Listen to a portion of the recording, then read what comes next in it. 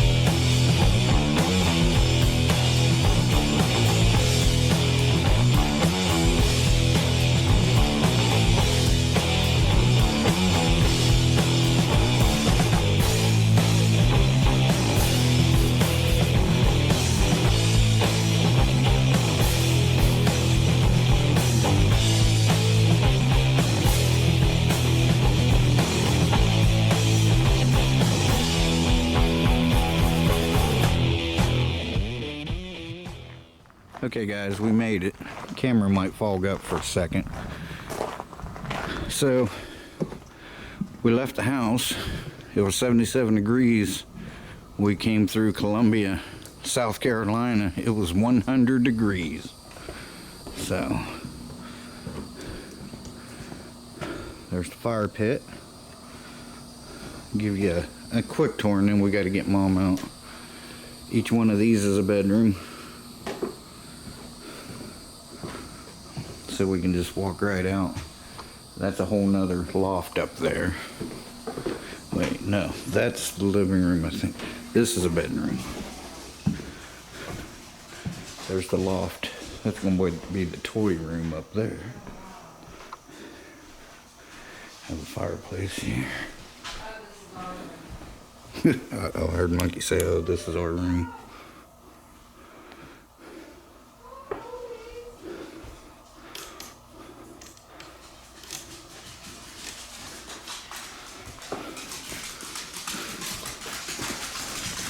I gotta do my camera first. I gotta go get my camera. I'm gonna take them off of this. I'll just close that gate.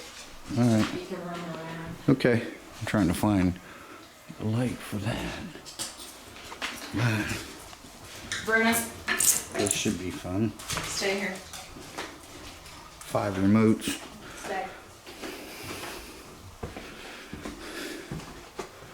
Okay, so here's a bedroom.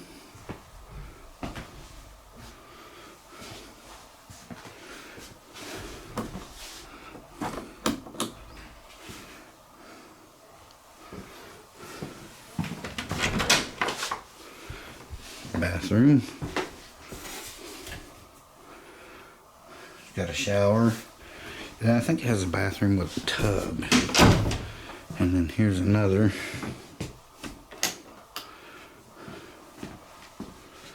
Cool. There's the grill out there. We are on a mountain.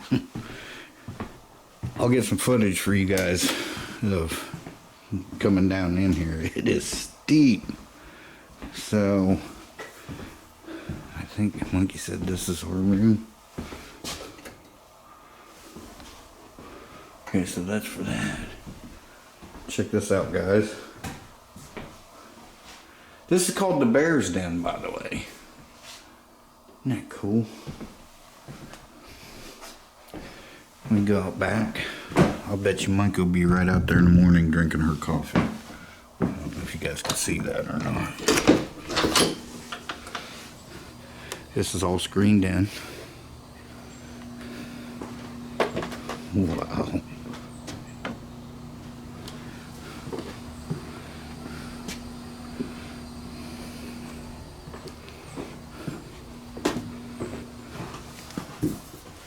Okay.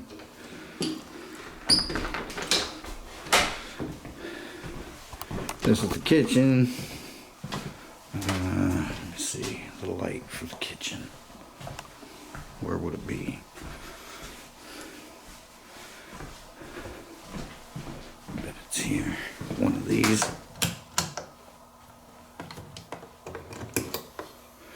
There we go. And laundry. They have kayaks here too, but the lake, you can't use the lake because it's, I don't know if I mentioned that one in my other videos, but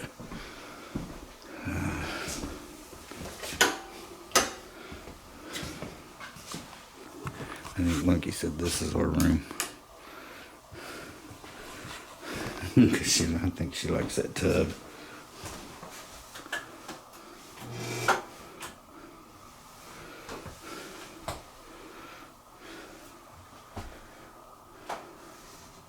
Oh, it's a jacuzzi tub. Uh-oh.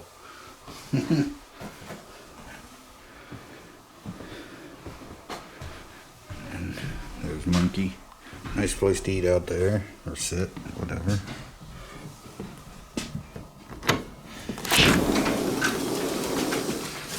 This is called Carolina. What is it called? Carolina something. Huh? What's this called? Carolina? What? This whole area in here. They call it Carolina Properties, I think. No, that's the company that owns this place. Yeah. But I can't get this shut.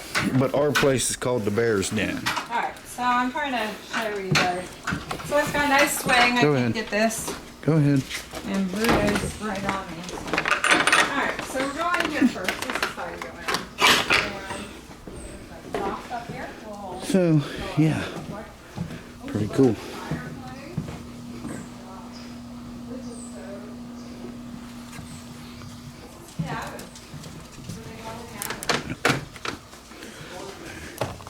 I'm gonna close this.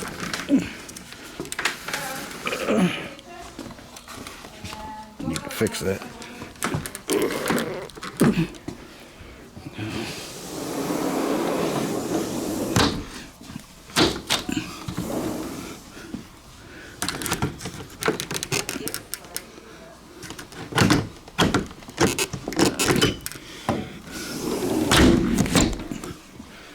Alright. That's cool.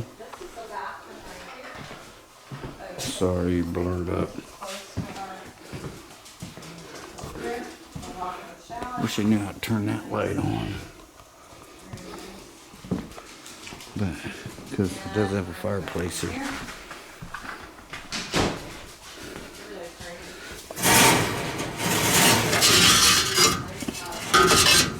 Must be gas. Absolutely beautiful. Very clean. This makes up for the boat. Definitely. Really nice. Is that gas? Yeah. Oh yeah? Cool. And then you have your fridge stove and microwave here. And it has laundry, which is nice.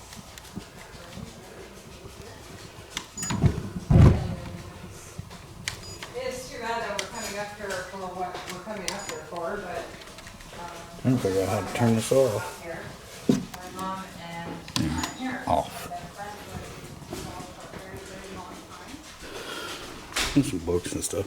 Oh, okay, so let's go up here.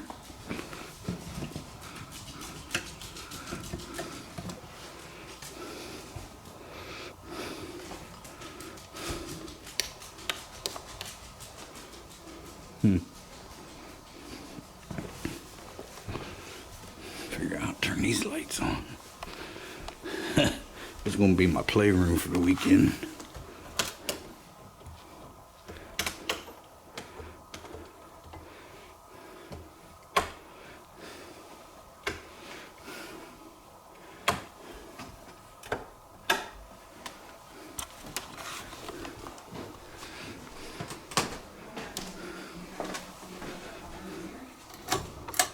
That's the fan. There we go. Little TV. We got chessboard. Alright, so I don't know. I may have to do this all again, but apparently she opens this up and Bruno takes off in there and rolls down the steps.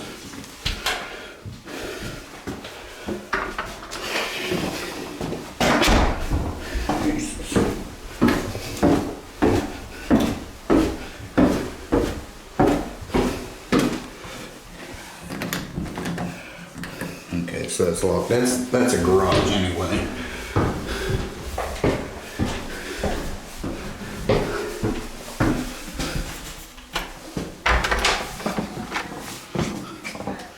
Alright. Life's short, go outside. So, anyway, cool, huh?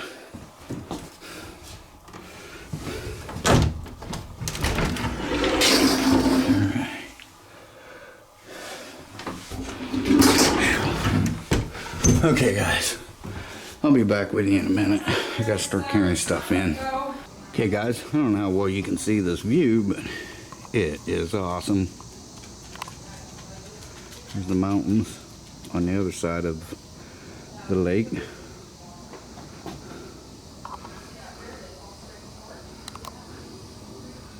Isn't that pretty? It's thundering, so we might get some rain.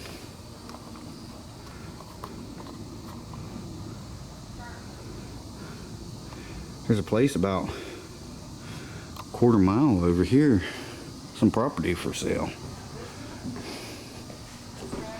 It's actually probably, if we would fly straight, maybe about a quarter mile right over that way, up on a hill. Alright, I wanted to show you that, it's cool. So, yeah, we got these chairs and the swing. There's a fan up there. There's a fan up there.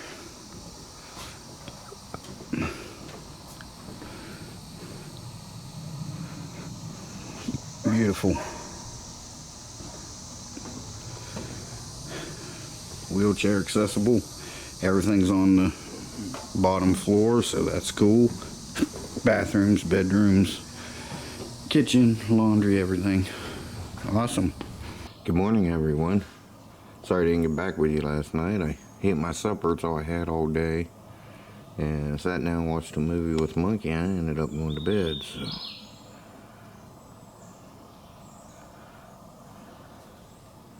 There's the mountain view. Nice rock face over there.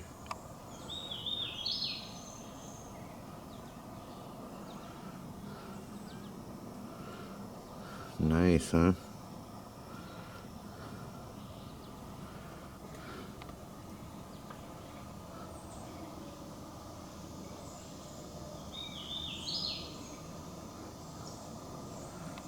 View of the lake, well, what's left of it, but they're going to fix it so you can see how low it is. Maybe there. It should be up to about right there, center of the screen. This is a beautiful place.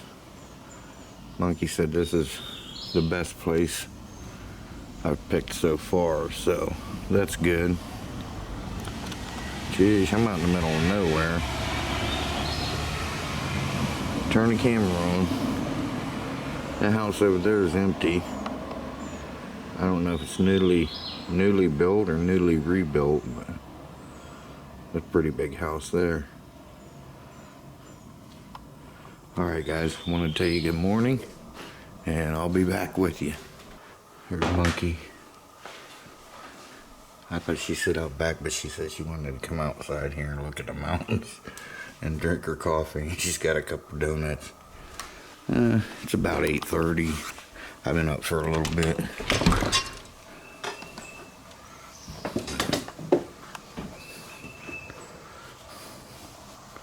Good morning, Monk. Morning. What are you doing? Rocking. Having coffee? Yep. Eating donuts? Yep. And Looking at the mountains. looking at the mountains. Yep.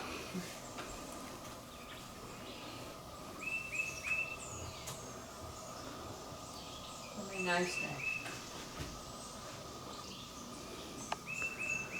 Still supposed to rain though, but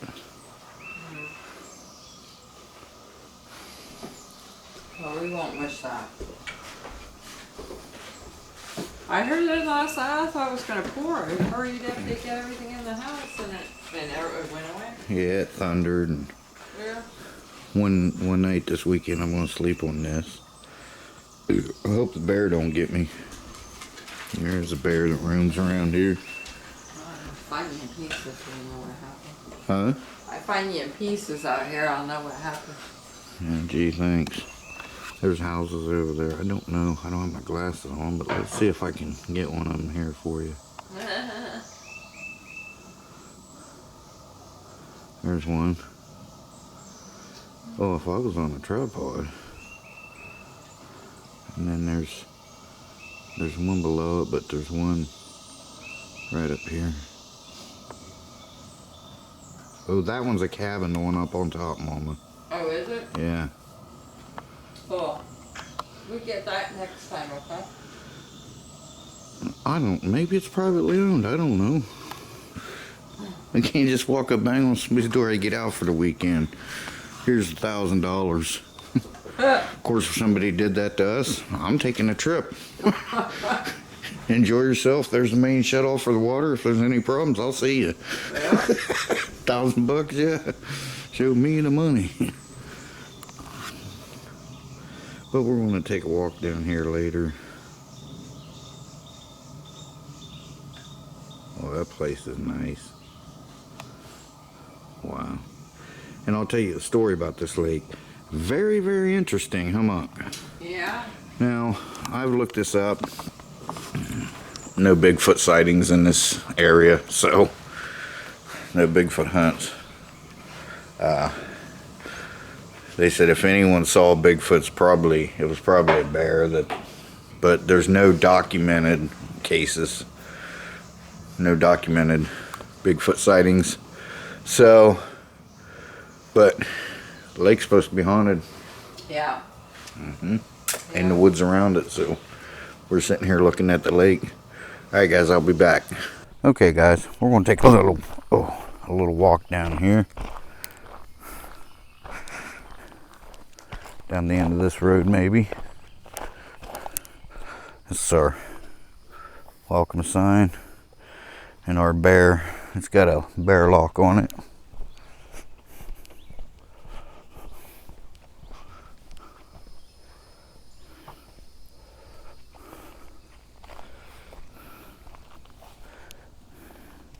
I bet what they're going to do is they're just going to pack as many houses down through here as they can.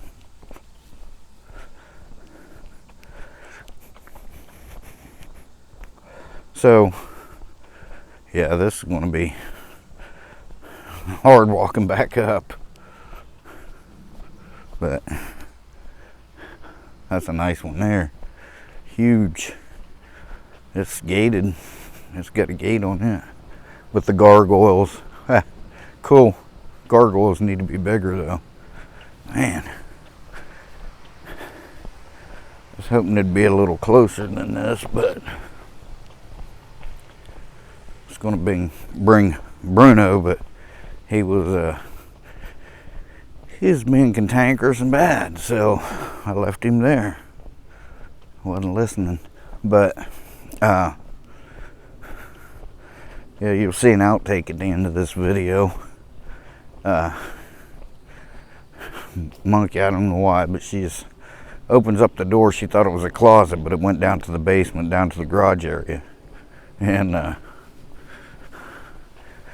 Bruno just immediately thought it was a room, went running in into air because of the steps, you know, and fell down the steps. And you'll probably hear in the outtake, "You okay? You okay?" I'm asking, you know, what happened? What happened? I'm yelling, "What happened?" She's not answering. So I shut the camera off and went down. She said he fell down the steps all the way to the bottom.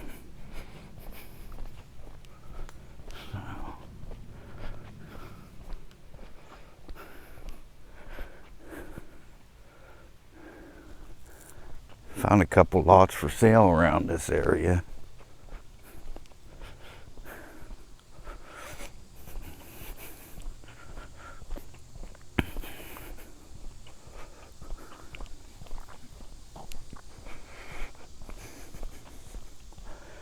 Let's see. Damn, I gotta go uphill. That's just private property down there. I got you on my chest. I did bring my stick. Alright, well, I'm not walking too far.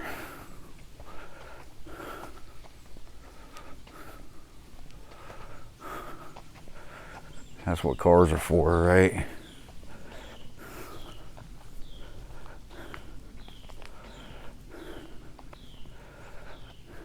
We'll go around this little bend, because I've already actually walked farther than what I'm supposed to.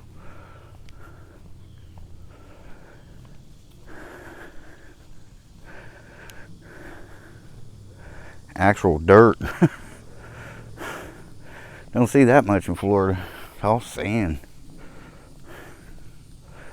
Oh man, I ain't. Okay, well, that's gated there.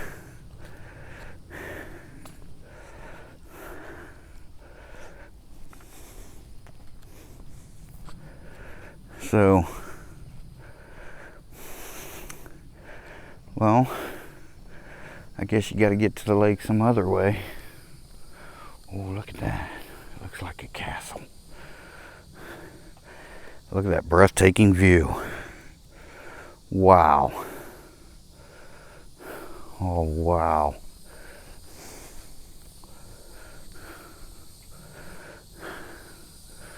Okay.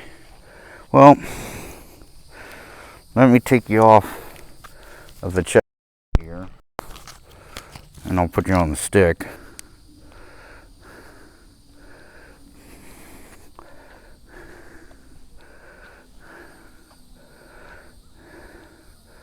I'll have to bring my good camera down here. Look at that view.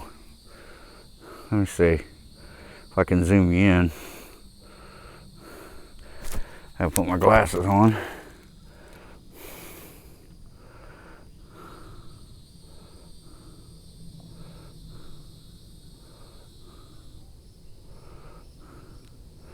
Check that out. Isn't it cool? Wow. That's like a castle.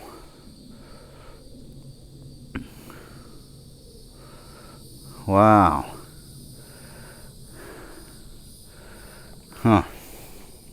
That's awesome. Okay guys, so yeah, took this walk for nothing. I'm sure it'll say somewhere on the stuff they gave me. Oh my God. I know you can't see it, but man, maybe you can see a little bit of it. Wow. It's like a castle. But I'm sure it'll say, because it says the kayaks, you have a code for the kayaks down at the lake, it says. So I'll have to find out exactly where. But on the road to come up into here right before we start climbing the mountain, there's a cool little restaurant I want to try out sometime before we leave. probably be tomorrow night or Monday night. We're leaving Tuesday. So it's Saturday and I got steaks to put on the grill for tonight. So yeah. Awesome. Alright guys, I'm going to shut you off for a minute until we get back to the house because I got to climb that hill and I know you don't want to hear me breathing very hard, so stick around. Okay guys, it never shows how steep things are on camera, but I got you holding straight and I'll zoom in.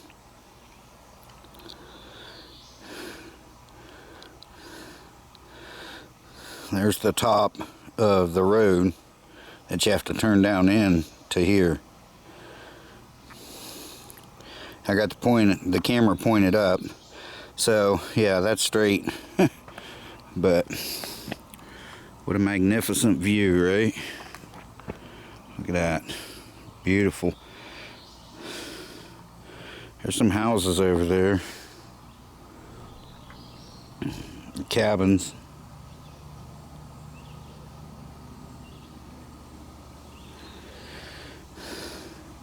So where that chain was across that road, that is the it's a private property. That's where we go where the kayaks are. But there's our little getaway retreat here. And what's interesting is over on that side there's a room that's sealed off. You can't get to it. There's a door on the back, but it's up high, you know, because but right underneath our bedroom there's a room that's sealed off. When you go down them steps in there, if you would turn to the left, it's blocked off, it's sealed off with drywall, and there's no other way to get into that room, so it's sealed off permanently. Absolutely no way to get in that room. That's a window, but that's it. So, alright guys, I want to show you how steep that hill was. I don't know if you can, like I said, cameras just don't do justice on how steep things are. Like, right here's about the end of the driveway, and if I pan straight across, you can see how steep up that road goes. Way up in there. But we're in the mountains. Really, really cool.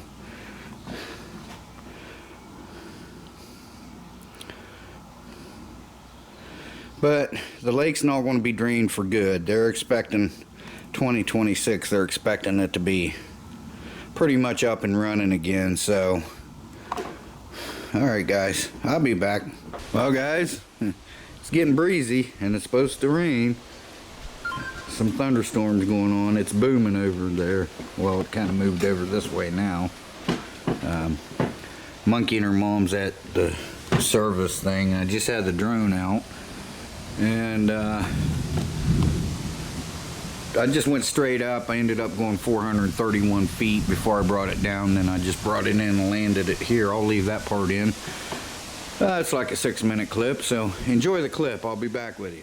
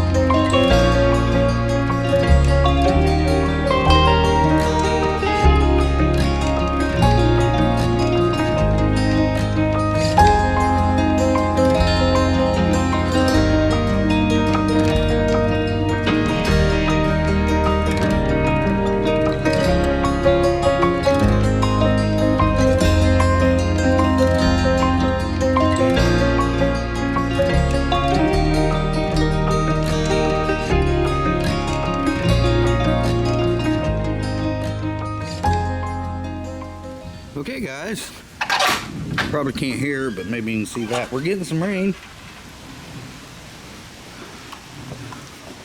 Oh yeah. It's raining.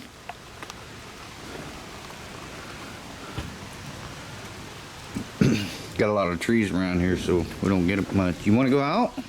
Want to go out? Go on. He loves that ramp. He's been all under here exploring.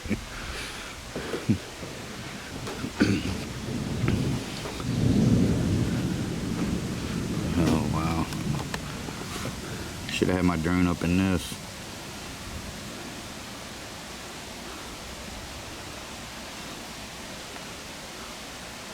The clouds are covering the mountaintops over there.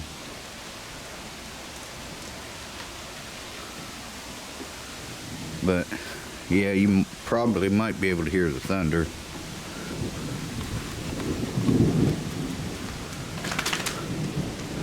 Spectacular view.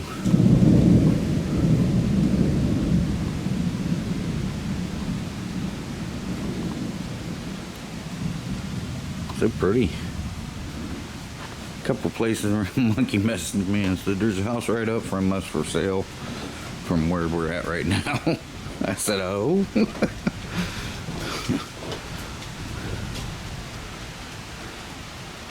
Look, beautiful blue sky over here and the gray over there. Still beautiful. Waiting on the storm. I saw one crack of lightning is all I seen. But yeah, I'm waiting on it to storm. So, alright guys, I haven't even set my toys up yet. I've been just sitting out here enjoying stuff. Made a little video short for Facebook. Cool. Alright, I'll be back with you. Okay guys, so we're gonna fire this up. What I want to do is I want to see if this will come up that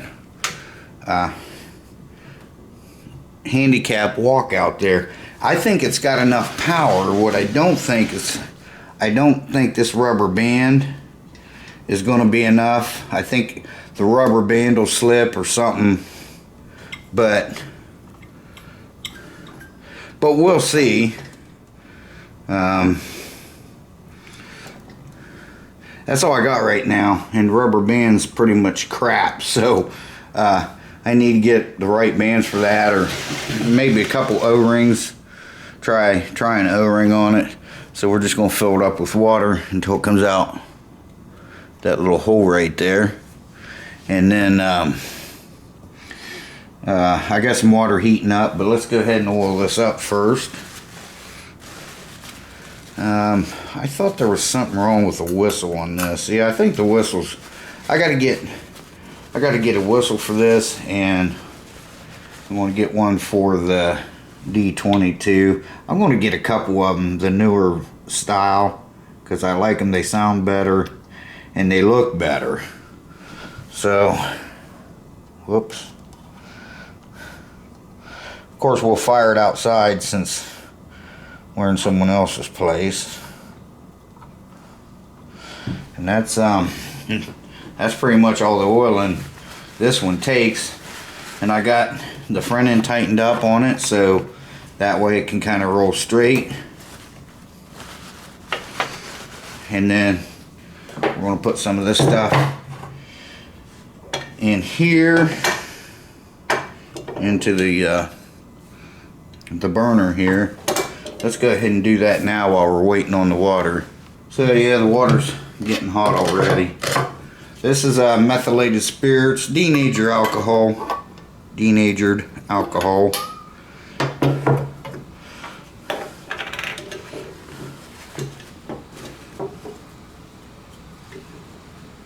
Yeah, I hear the water starting to boil now, and this won't take long.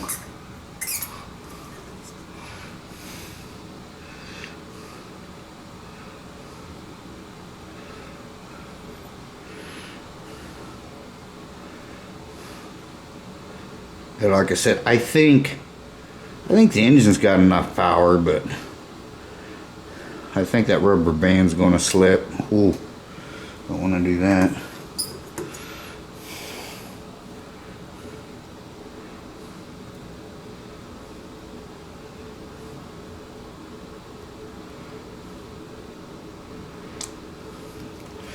Yeah.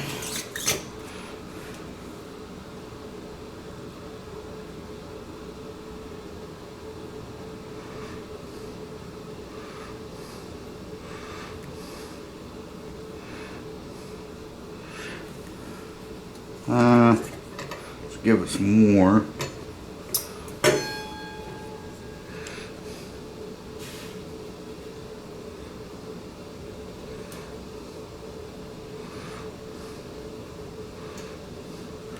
So I think that's probably enough for all we're going to run this thing. So let me rinse this out, get this dumped back in there, and then I'll be back with you. Okay guys, so we're going to be looking right there. We're going to be watching right there. I did bring a bung plug that'll work for that, I hope. I think I used it before in here. As soon as water starts coming out, then we'll take it outside and we're going to fire it up. Then we're going to steam it up. These are tiny boilers, so it shouldn't take a lot of water. This is what, 3? But good thing about these, you just fill it up until it starts coming out. And then when it starts coming out, you let it, if it's still coming out, don't put the plug in until it stops coming out, and then you're perfectly even. If you hurry up and put the plug in, it could overfill it, and then you got a lot of water to deal with, and they're hard to start.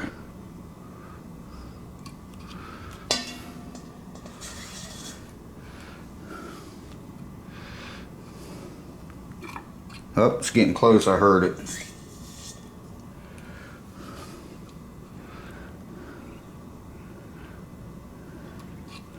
I wish these were gear drive or chain drive. I could probably put a chain drive on it, but then it wouldn't be original, so.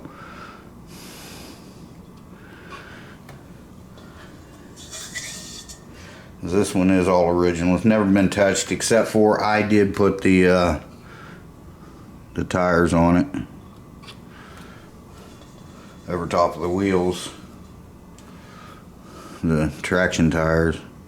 Whoops. Okay, now I'm going to let that run out until it stops running. See, it's kind of running there a little bit,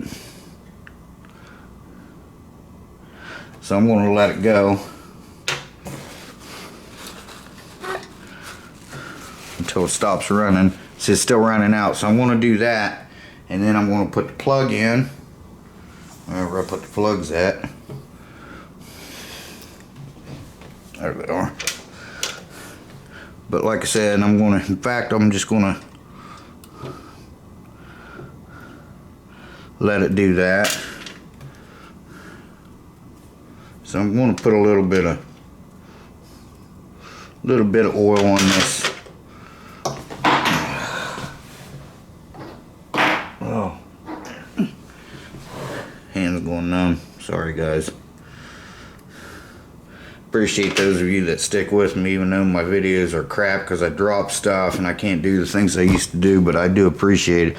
Okay, so I think that's going to be good enough. Let's get this screwed back in.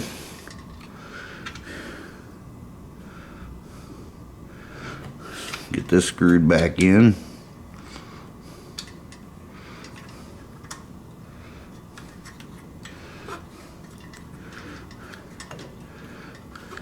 I didn't bring any the water you're supposed to use in this because, well, I didn't bring it because I forgot it. But I was at the store yesterday. I was going to pick some up, but I forgot it. But so what we're going to do is, this is just regular tap water. Now this is well water here, I do believe, because it's on septic too, but I'm not sure. Just when I get done with it, I'll just empty it clear out. Just dump all the water clear out and then let it dry real good, and it should be okay. So yeah, we're gonna get ready to put this in. But we're gonna, like I said, we're gonna light this up outside.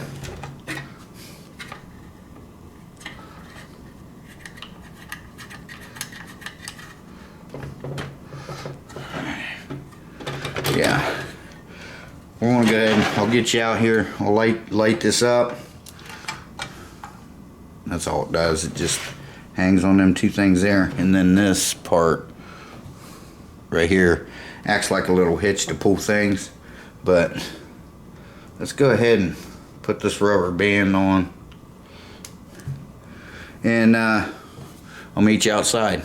Okay guys, what I'm going to do is light this up, and then I'll kick you back on. I'm going to use my action camera so the video won't be as shaky. Alright, so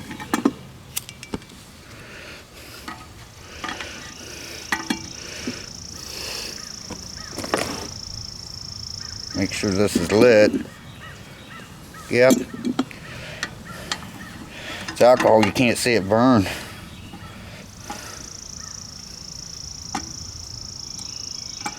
Okay, let's let it heat up. I'll go grab the other camera and we'll see if it'll walk up this ramp. As you can see, from here to there, all the way up, gets smaller. So it is kind of at an angle.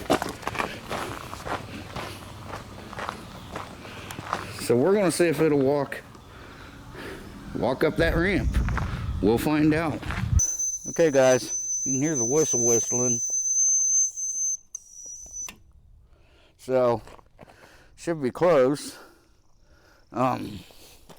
Let's see if this thing will start.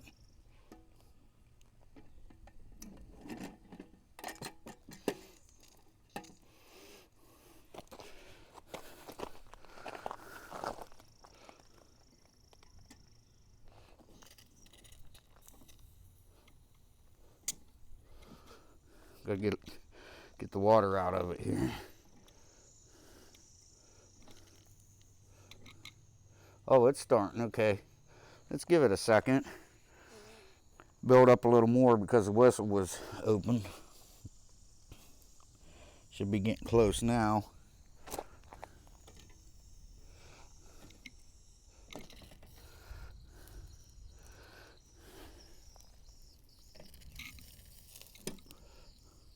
Get the water out of it.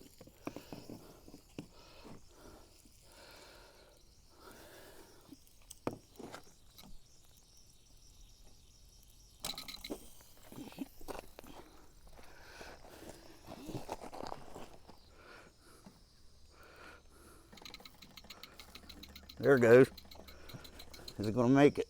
Let's let it build up a little more steam, and I'll be back with you guys in just a second, okay? Okay, guys, here we go. Let's give it a shot.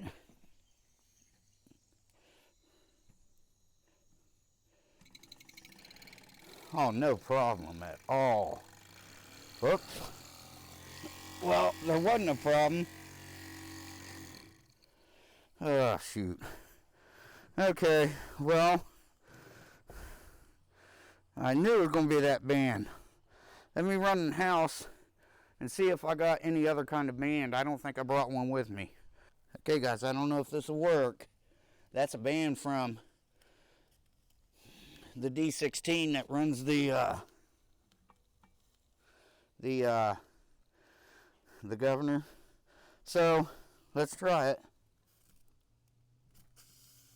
Oh, might help if I put it in gear.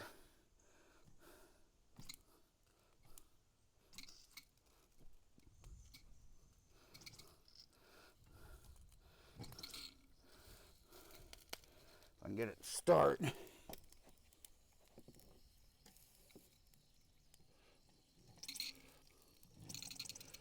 Come on.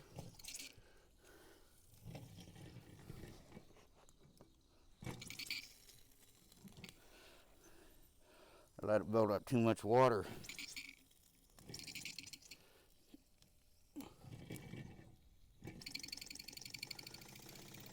And it's slipping. Well, we tried.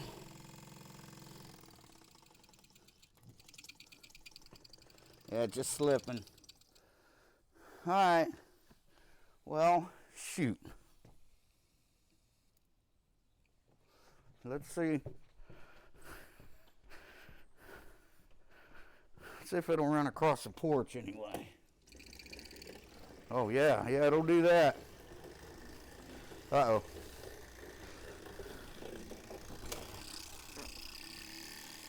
And the belt flew off. Alright. Well, it hasn't been running a while. I'm going to let it run. And I'll be back with you guys in a minute. This goes backwards too.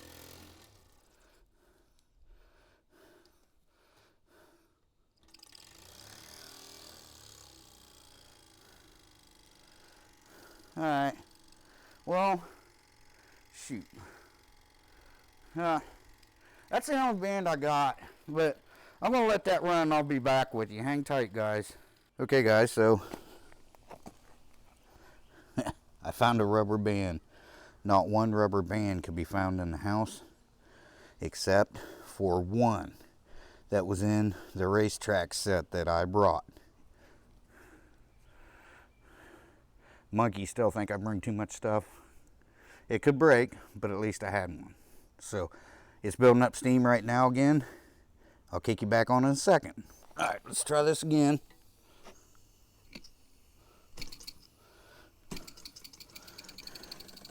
There it goes.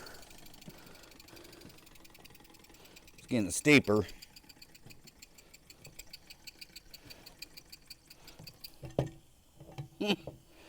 So it will crawl up it. I'm gonna wait. I'm maxing out on my mic. I'm sorry. I'll try to turn it down if there's something going on. Something's turned up too loud, I think. Let me let it build up some more steam. Okay, guys, one last try. I put the whistle out of the D16 in there, and I had to jam a stick in it because the whistle kind of works like on the D16 works like a pressure valve. And with the arm on, I had to take the arm off because it wouldn't screw in there. So I think that's where we was losing all our steam from, because the whistle we kept letting off too much steam. So let's try this again.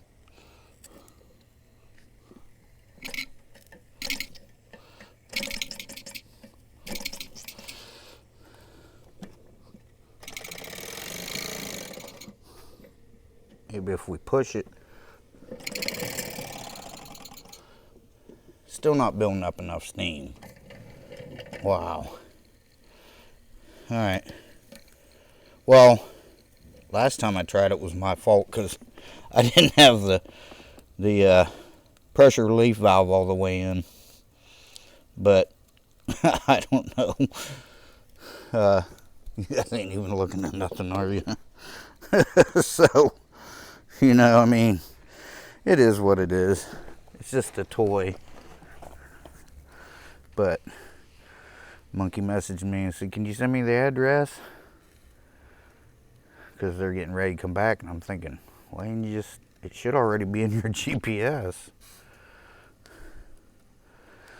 But anyway, let's try it.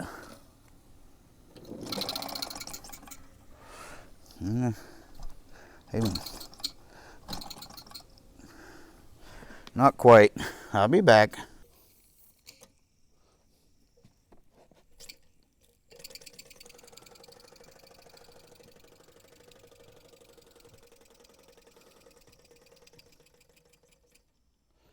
Okay, well, it would run if I could just get enough steam in it.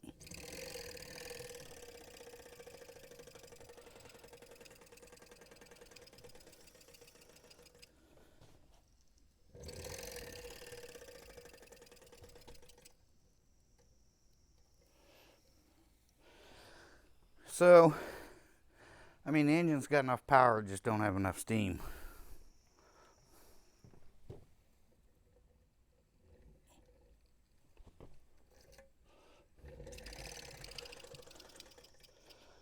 Yeah, I think that's what the problem is.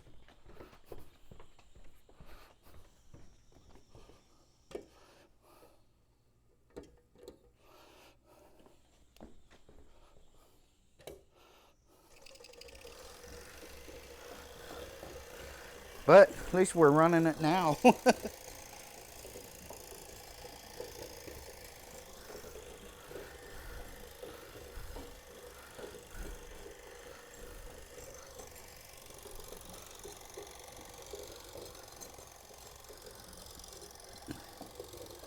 Yeah, that engine's got plenty of power to pull it up there, just not enough steam, so.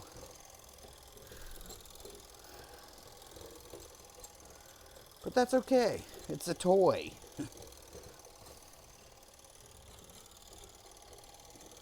So we got one toy out anyway, right?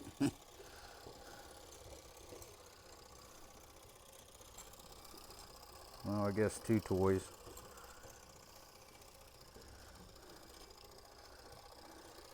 I gotta put him in the house because they're getting ready to come back and he'll run out into the driveway. Come on, Bruno. Where you at, Bruno? Where did he go? Bruno. Oh, he's right behind me. Come on. Come on. Good boy.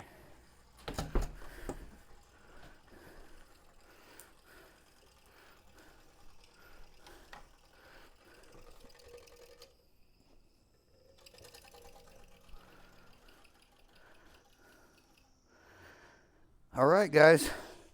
I'll be back with you. That's it for that one. Well, for tonight anyway. Yeah, this whistle is staying down and won't stay up. So I had to take this off of the D16 whistle and put on there, and I jammed a stick in it. So I'm going to let that cool down and I'll be back with you. Okay guys, I brought Monkey up to show her this house. And the sun's going to be in the way now, but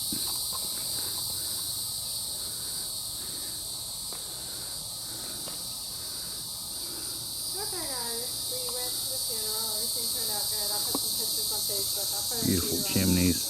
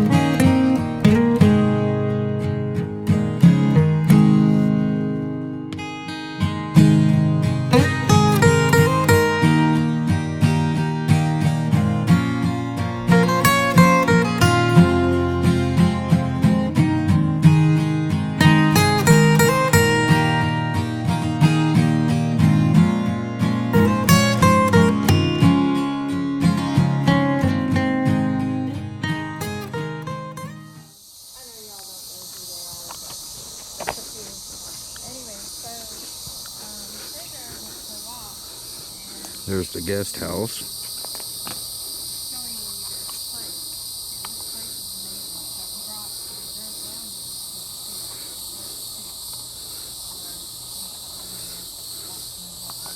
I kind of zoomed in on it with the drone, but you really can't tell much.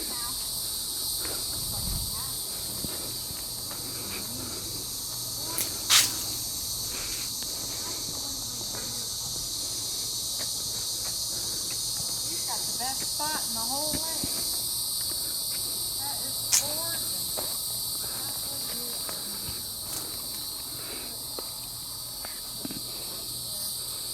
Here's the top of this house, the guest house.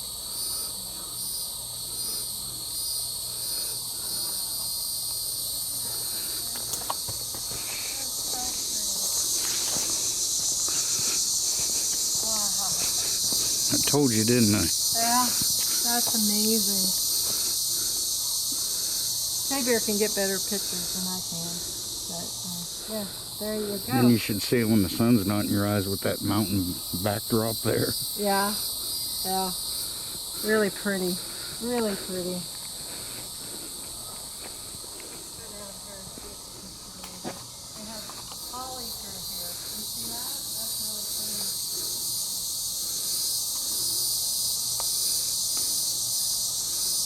Beautiful.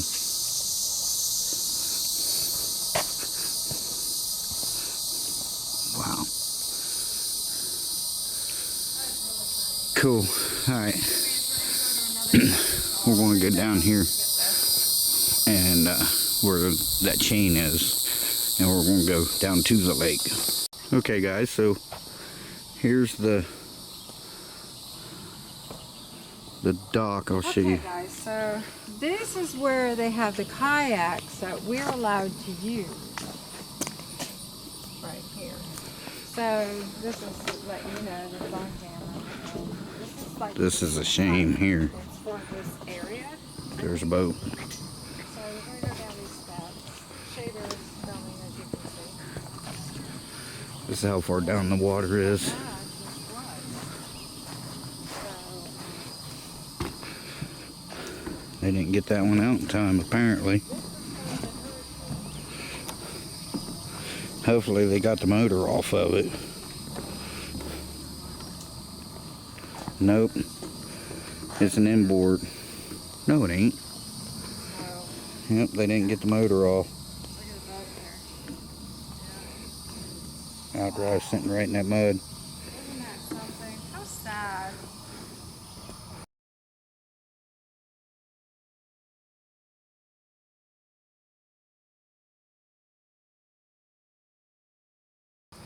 But as you can see, those are boat houses. Huh? I'm on here. I weigh more than you. So the water's usually up here. You can see where you tie your boat off. Yeah. Yeah, it's pretty high. And this is a dam. It's called Lake Lure. And this is what's happened to it.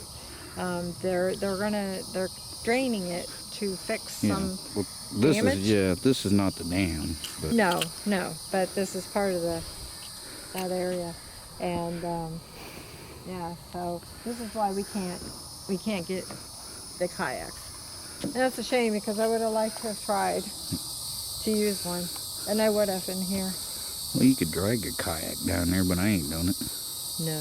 There's just a lot of silt got built up in the bottom of this, so they're going to clean it out. They're hoping 2026 next year they're going to try to get it to where it's back up there, but you can see how low it is. Yeah, it's really Those are low. boat houses. Yeah. And this is where you would, Look at that. Amazing, eh? this is where, of course, as you can see, you would tie off a boat. I don't know why somebody wouldn't have gotten out here.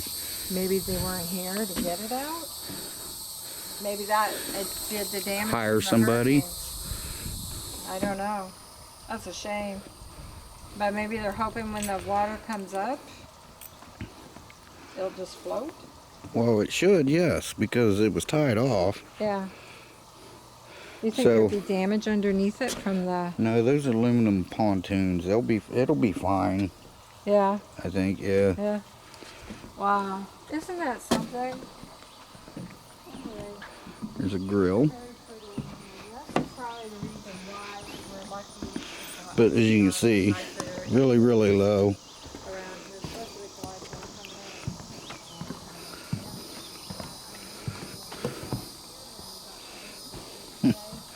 in. No bottle down there. See if I can pick it up. Tomorrow for a little bit. I'm gonna take my mom there so she can enjoy a little bit more. This is probably a long time. So, out here,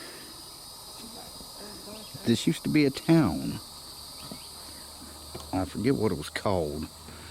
I'll have to look it up. I should probably tell you guys about it later. But there's an old town underneath this lake, out in the middle of it. They found a bridge, an old road. Most of the buildings were moved when they made this into a lake, when they started flooding it.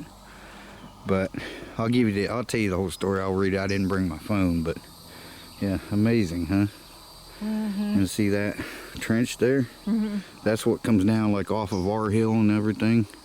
It comes down in here. Really? Yeah. And that gully in the back. Yeah. Yeah. And it keeps the lake going? And that's not the only thing, no. Yeah. But that is part, that's why you see that down through there like that. Oh, yeah? Yeah. Oh, somebody's coming. So what? Yeah. Somebody's coming. Oh, that's eerie looking. What? What do you see? Just take a gander around there. You see your body? No. Oh. That's pretty cool. Look down there. It's a mask. Like a snorkeling mask. Oh, yeah? Yeah. Oh, wow. It's just eerie looking. Oh, wow. There it is. I got it. Oh, did you? Look. Oh, yeah. Huh. Wow. Well, I imagine the stuff that they find in the bottom of the lake. You know? Oh, that looks like it's on a skull. Yeah.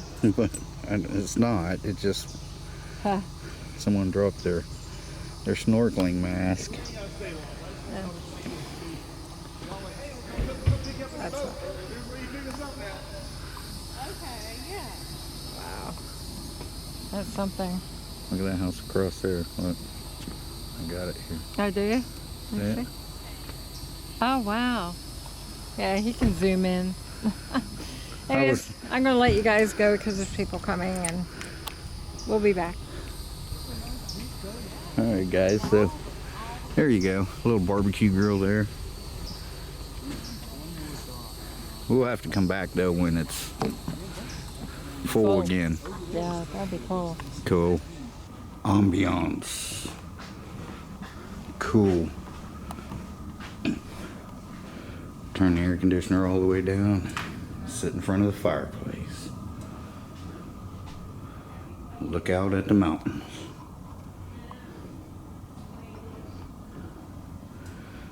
So I cooked some steaks on the grill and then we sat out here and ate out here on the front porch.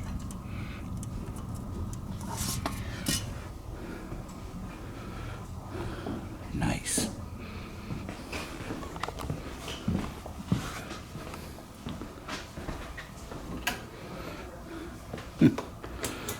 Cool. So I think I might set this up tomorrow.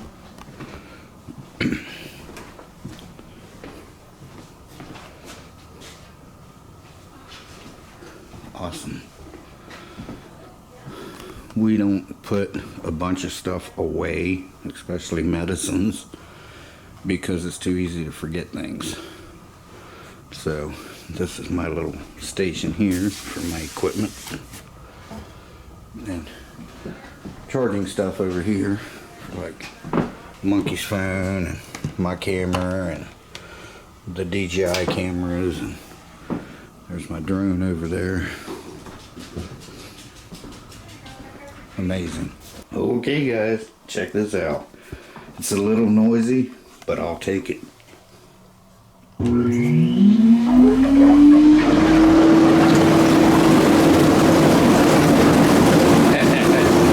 Like I said, it's a little noisy, but that's fine with me.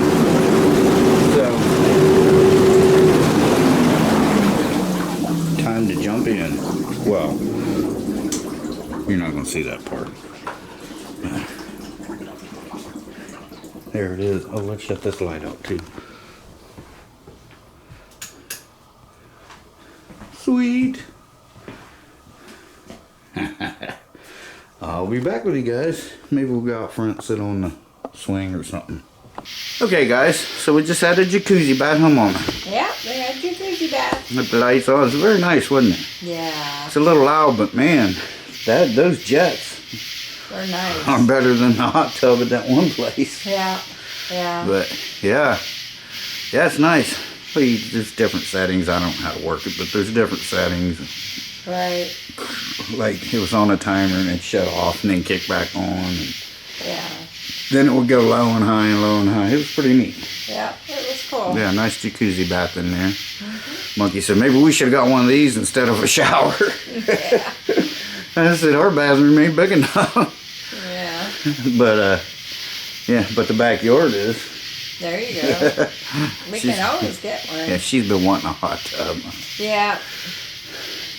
I like hot tubs. I have to keep the cover on it all the time because so much trees, Yeah. you know. Yeah, you would. But, It would be nice. oh yeah. Yeah, it'd be really nice in the evening. In December and January Oh, when it's nice and cold. yeah. Because up in Ohio, I never had one, but I always knew somebody that did. I know I was sitting in one time on my birthday, January 14th. Grizz, you've heard me talk about Grizz. He's passed away a couple years ago, yeah. It was one of my exes, her mom and dad, they went away for the weekend, so went over and he said, go over to the hot tub on your birthday. He said, you like it's supposed to snow, and sure enough, we had a snowstorm coming down. Wow. And I was sitting in the hot tub, and it wasn't covered, it was just on the front porch. And the snow, it was awesome, because you're warm as hell. Yeah. But you got snow coming down. It was. I text him. I'm in the hot tub. He said, how is it?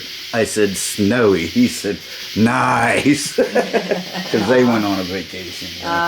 Yeah, so we would go over and spend a night or two in the trailer, kind of keep an eye on it. We only lived like 5 miles from there. Wow, So, okay. and I would go every day anyhow and get the mail and take it in for him. Oh, yeah. Yeah, hell of a nice guy, yeah. Cool. Really cool. He was almost 400 pounds. He was a trucker. He had that thing put in him, that mesh or whatever, and make you lose weight. Yeah. And he lost like 1 of me, and I was 170 then, Wow. within first couple months. Yeah. Yeah. So, but yeah, hell of a nice. But that's why they called him Grizz, Grizzly Bear, because Yeah, he was so he good. was big, like a grizzly, but he was nothing but a teddy bear. He'd do Right. anything for anybody. Big beard, Wow. dark hair. That's funny. Yeah, hell of a nice guy. His wife Debbie too, just amazing people. Yeah. Years after we split up, see, Uh-huh. they had a place out on the lake. They had a camper. They just kept it there year round, and every summer they go spend the summer out there. And always invited me and little Bear. Yeah. And my youngest daughter was young, and we'd go out and stay a week at a time, Well, that's once cool. a month. Yeah, so I still got along with them, you know. So, yeah.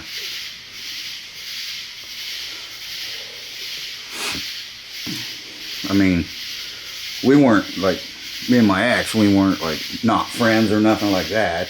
We just it was done, you know, whatever. But we were still friends, you know. I mean, but her mom and dad was just like, you know, you'll always be our son-in-law, even though I never married her. Right. Yeah, but it was cool. Yeah, he had a he was a nice guy, man. Yeah. He drove for the company that I worked for. I was a diesel mechanic there, called Exit 37. Because it's right off the Exit 37. Right. You got off the exit and there's a shop. Yeah. And he drove for him. Huh. So that was pretty cool. So I did all the work on his truck, you know. His truck was 777 Freightliner with a 60 Series Detroit. 500 horsepower. We opened them up as far as we could open. And them things would run. I remember one night he got home and the tips of them stacks. I mean, this truck only had like 200,000 miles on it. Now that's not a lot for a semi-rig. Yeah. That's not even broke in yet. And he come in, the tips of them stacks and chrome stacks were blue. I was like, damn. I said, you were running, wouldn't you? He said, no, I just ran with traffic. I said, really? I went in, plugged my scanner into it, and you could tell exactly how hard someone hit the brakes, their top speed. His top speed was 121 miles an hour, and the date he was loaded hauling steel. 121 miles an hour hauling steel in that truck. Wow. Yeah, it was awesome. Wow. But yeah, I was in that hot tub, and that was awesome on my birthday. I was drinking a cold beer, smoking a cigarette. Yeah. Yep.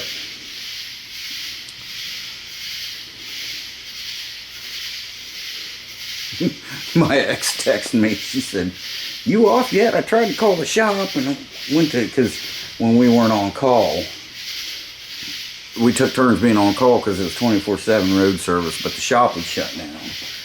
Well, it was Danny's weekend, the son of the owner. I went to school with him, Dan Larson, and she calls and he says, "Marty's not on call this weekend. I don't know where he is." And she said, "Oh, that's right." He said, "Maybe you should text him." She texted me, and I'm like, "Oh, I'm at Mom and Dad's in the hot tub." She said, "You know it's your birthday, right?" I said, "That's why I'm at Mom and Dad's in the hot tub." She said, "I'll be there." Because, you know, she had presents and stuff for me. I got off work and went straight there. Yeah. Wow. It was in a little town called Buffalo, Ohio. Yeah. Not one street light in that town. It's actually a village, but yeah. This is where I worked at. Yeah, fun times, man. But that dude was awesome. But yeah, I mean, it was snowing.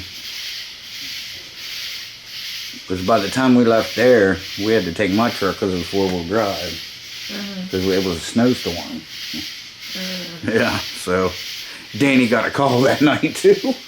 Oh yeah. The truck's fuel lines were, or air lines were froze up. Oh no. And he couldn't get it off the road, so he had to call.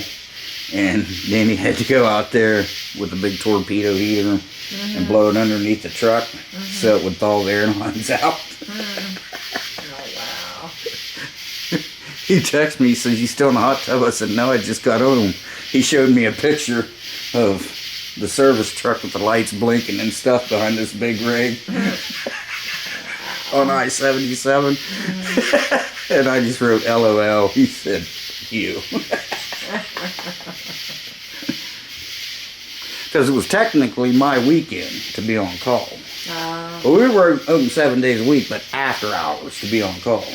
But he says, "I'll just switch with you. You take my weekend next weekend, since it's your birthday." We had a snowstorm.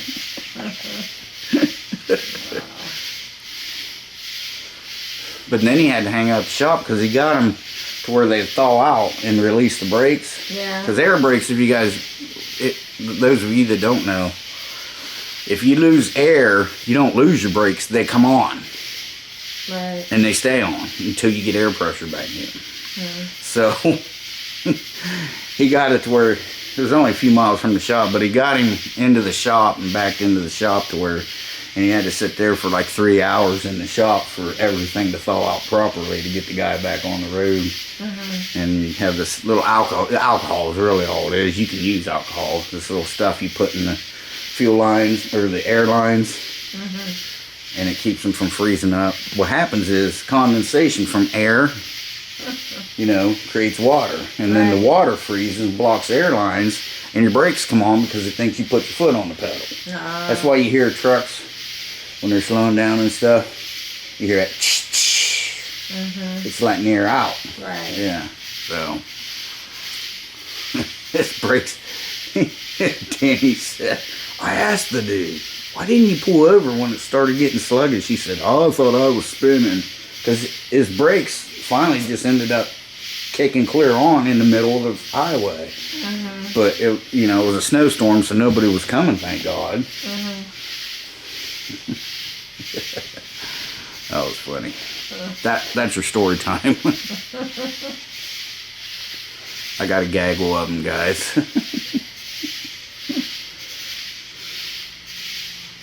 So, Monkey wanted to come. Are you going to sleep out here one night? Not by myself. No. What? Not by myself. Well, you wanted to sleep out here last night. Oh, it was a nice breeze last night. Yeah. Really nice. Yeah. But it's supposed to rain till starting at 2 a.m. and it's supposed to rain till 11 o'clock tomorrow night. Sunday night, Sunday. So it's supposed to rain all day. Off and on, scattered.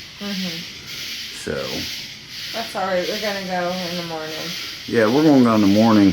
I'm going to put the action camera on top of the car.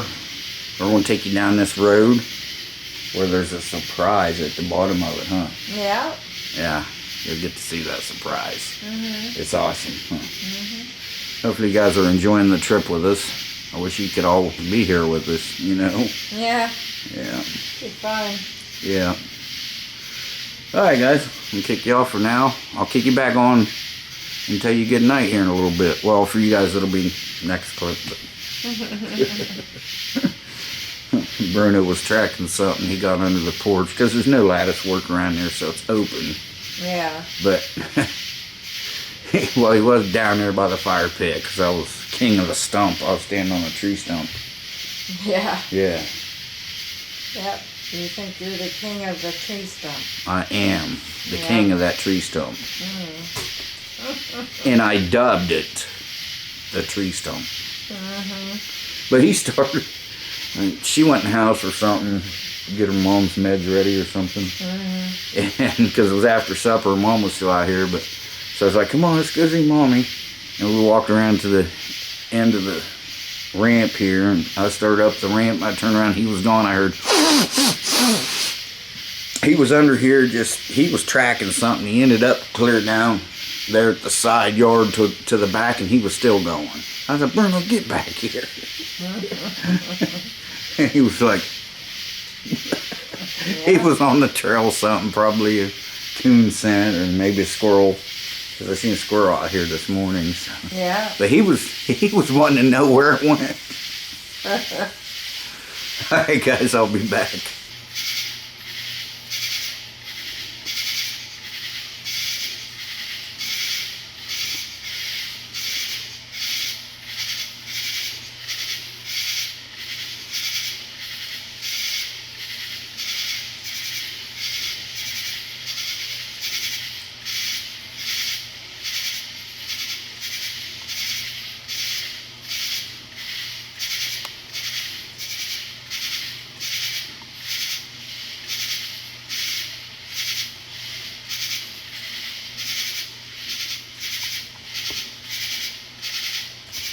Good morning, everyone. So we slept in a little bit today, but Monkey's having her cereal. She's over there, and here shortly we're gonna go see something neat, huh? Yeah. So I'm gonna put you guys up on the car, up on the roof, so you can see the windy road. It's pretty neat, and yeah, let's see, we got one more night after today. Right? Today's Sunday. We gotta leave Tuesday, so we got after tonight one more night, so yeah. Hang on a second, guys. Bruno's having a little episode. He has seizures. Wait, I think he's alright. Sometimes he can pull out of them, but you okay, bud? He's okay? And all you can do is just talk to him, say his name, and pet him and stuff. And he knows, too. Because as soon as you start petting him and saying his name, his tail starts wagging. So, but, yeah, so we're going to do something really cool. And stop barking. So, he sees a neighbor up there putting something in the back of their van. Yeah. Bruno, stop. Tell him to quit, please. Or not. So, yeah, that should be pretty cool. I'm not sure what I'm going to get into do. I'm not sure what we're going to get into today. They're going to go over to the nursing home and visit the friend that passed away. The reason why we're here. gonna go visit his wife for a while. They were invited over, and while they're doing that, I'm gonna set up a track. I want to set up the racetrack, but I also want to set up a train track to see that train run that we was working on the other day. So I don't know. Could set them both up. Might fire up the D16. I don't know. We'll see. But we're going to do something. So we're going to check that restaurant out tonight. Okay. Yeah, we might check that restaurant out tonight. Called Gnu something. Ginu. That's the first name. Okay. So, It just popped in my head. but anyway, we got something neat coming up for you here real soon. So stick around. There you go. Light shining in your eyes. And I turned around, I was going to get a backdrop of the mountains, but then the way the lighting was, it made my face look all black. You couldn't really see nothing, like a shadow. So this house makes some noises, don't it? Yeah, it creaks at night. Well, yeah, Cabins Creek, but I'm talking like other weird stuff. I don't know what it is. Like people walking. I heard footsteps last night. I thought your mom was up. Yeah. And we're not talking just a creak here and there. I'm saying I heard footsteps. Pretty cool. And then a bang. Remember that bang? Yeah, I heard a bang right outside our door right there. Nobody was there. Nothing was there. Well, it wasn't. It was more of a thump. Yeah. Bruno heard it too. Alright guys, I'll be back with you. And I'll tell you more about the lake too today. So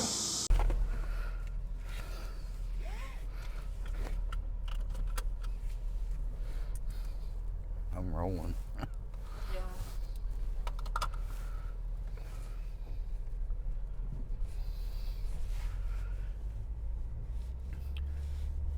Okay guys, we're pulling out of the driveway. I know the cameras just don't pick up how steep this hill is. It's steep. It's like we're laying back. Yeah. Right here's the steepest part. Yeah, I thought about bringing my e-bike, guys, but I was like, no, I better not, because we'll be in the mountains, because, you know, I would have to help that bike. Well, I bought the bike to help me.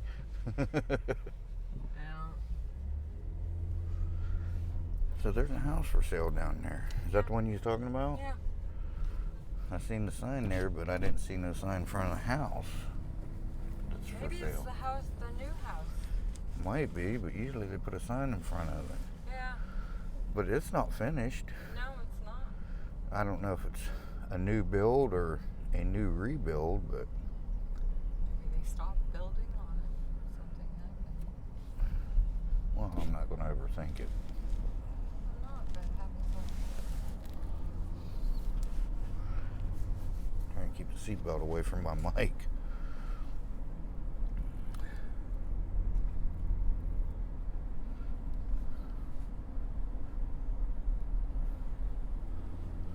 Little mountain drive, huh?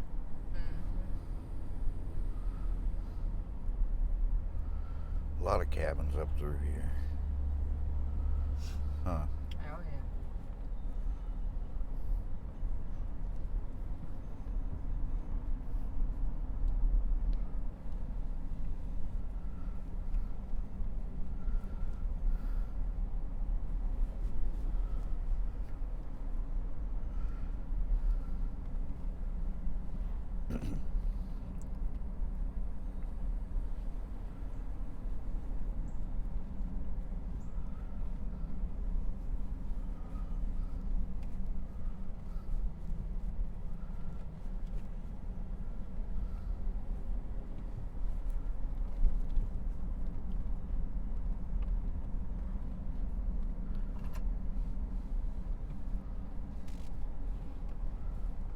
That's a place for sale right there on the left.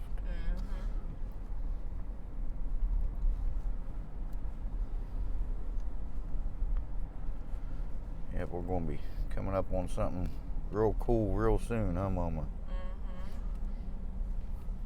I miss these kind of roads. Yeah. It used to be fun to ride my Boulevard around on these roads, my Suzuki.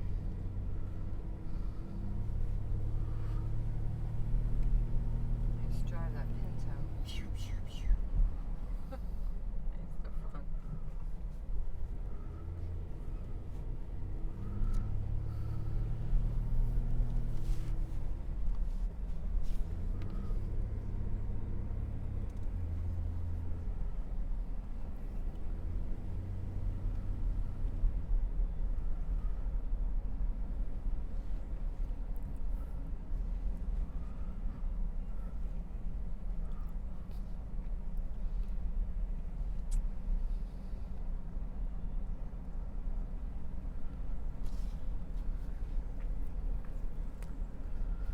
It was funny the other night when we stopped at the store. Our first stop, sitting in the parking lot, was a newer Mustang stripped down, made into a dune buggy. Yeah. I told Monkey, this is my Graceland. That was cool.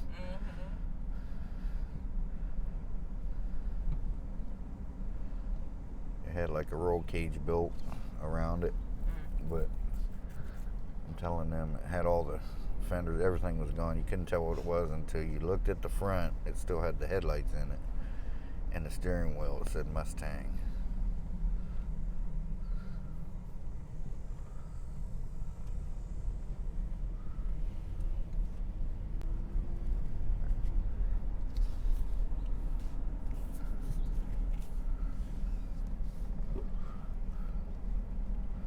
That's a cool little cabin right there. I know, I like that one. Now they just need to move it out in the water. It would be perfect.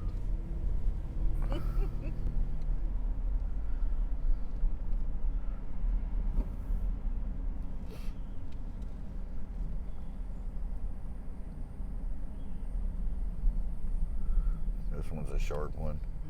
Hairpin turn. Monkey's like, the only thing you'd have to worry about here is getting snowed in. I'm like, snow me in. I don't care. Remember? Yeah. Snow me in.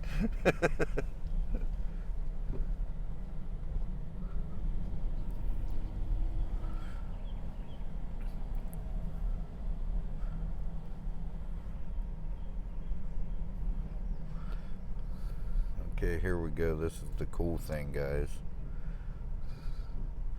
We'll go over it and turn around and come back and park there. Okay. Alright? Yeah, sure. This is the dam. Oh, I have to wait. I have a car.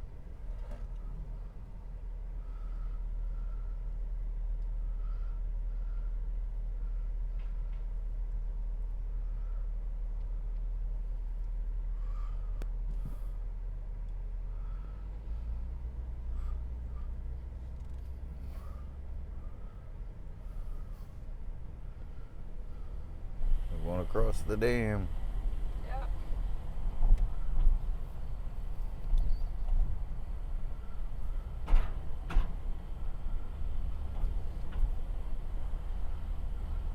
So this was what I wanted to show you guys. So if I had a 360 I could give them a view of that. But we're going to turn around right here, and we're going to go back across. I'm telling them, honey. Sorry.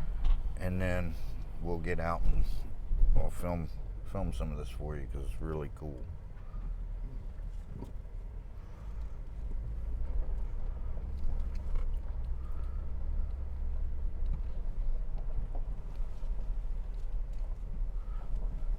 No pedestrians on the bridge. Well, the dam. Well, what if you got to walk across here to get to your home? Yes, you don't. I guess I would. You got to walk 14 miles around. No, screw you. I'm walking 400 feet across this bridge.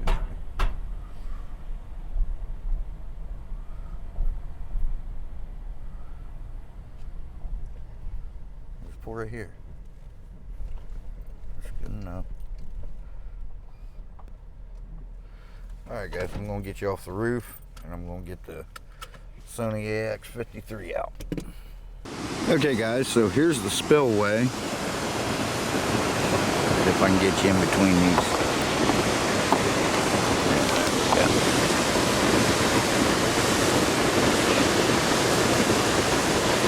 That's the spillway. Now let's go across the street here. And of course the dam.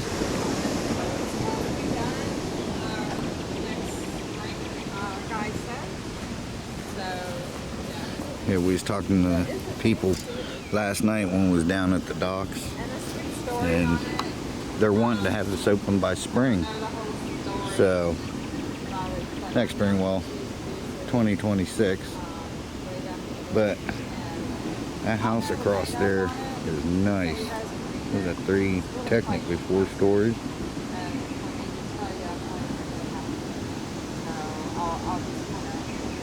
Look at that. Got a boathouse. There's 1 story, 2 story, 3 stories, 4 stories if there's a loft in it. But yeah, the water would actually come right up to the bottom, right there. Would come right up to that.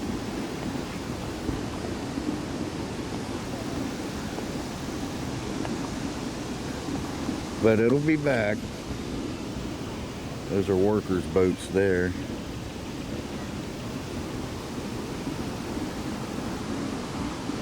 Like I said, I'll get my phone out later and I'll tell you the history on this lake. It is a man-made lake.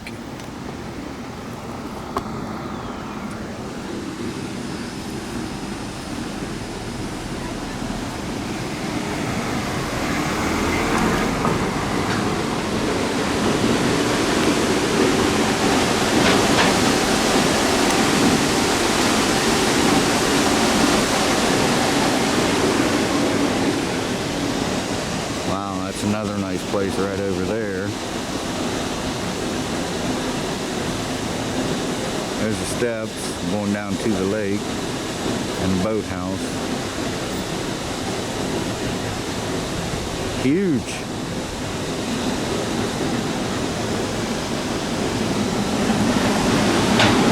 They need a traffic light here.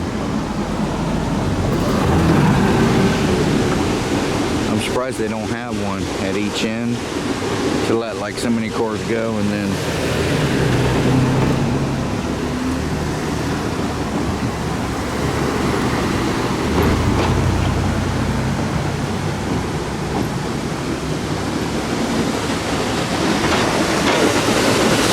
check it out.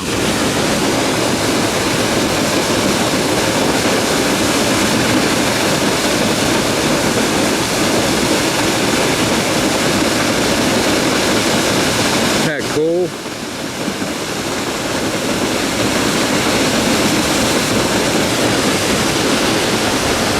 Big rocks down there. Look at them boulders.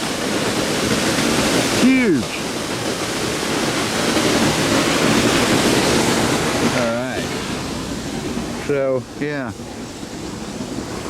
See that place right there? If I owned that place, I would make it at least look like a cabin. But that's Shea Bear. So, yeah, cool. Alright guys, I'll be back with you in a minute. Okay guys, so just sitting here kicking it. I have been for the last hour or two, just kicking my, well, I sat over on the swing for a while. Getting some rain now. I took my drone up just straight up and had it up to 1,800 feet. I was like, I'll throw a clip into that right now.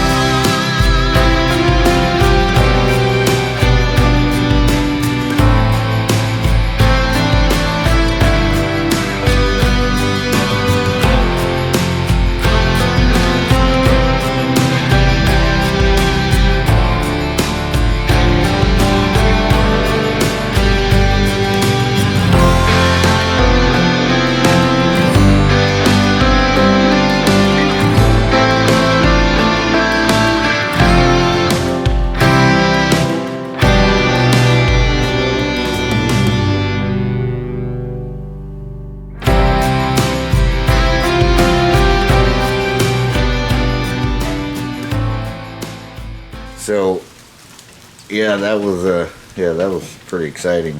Couldn't hear it, couldn't see it. It just, I mean, it was amazing what the drone could see, but I couldn't see the drone. But yeah, that was pretty cool. Yeah.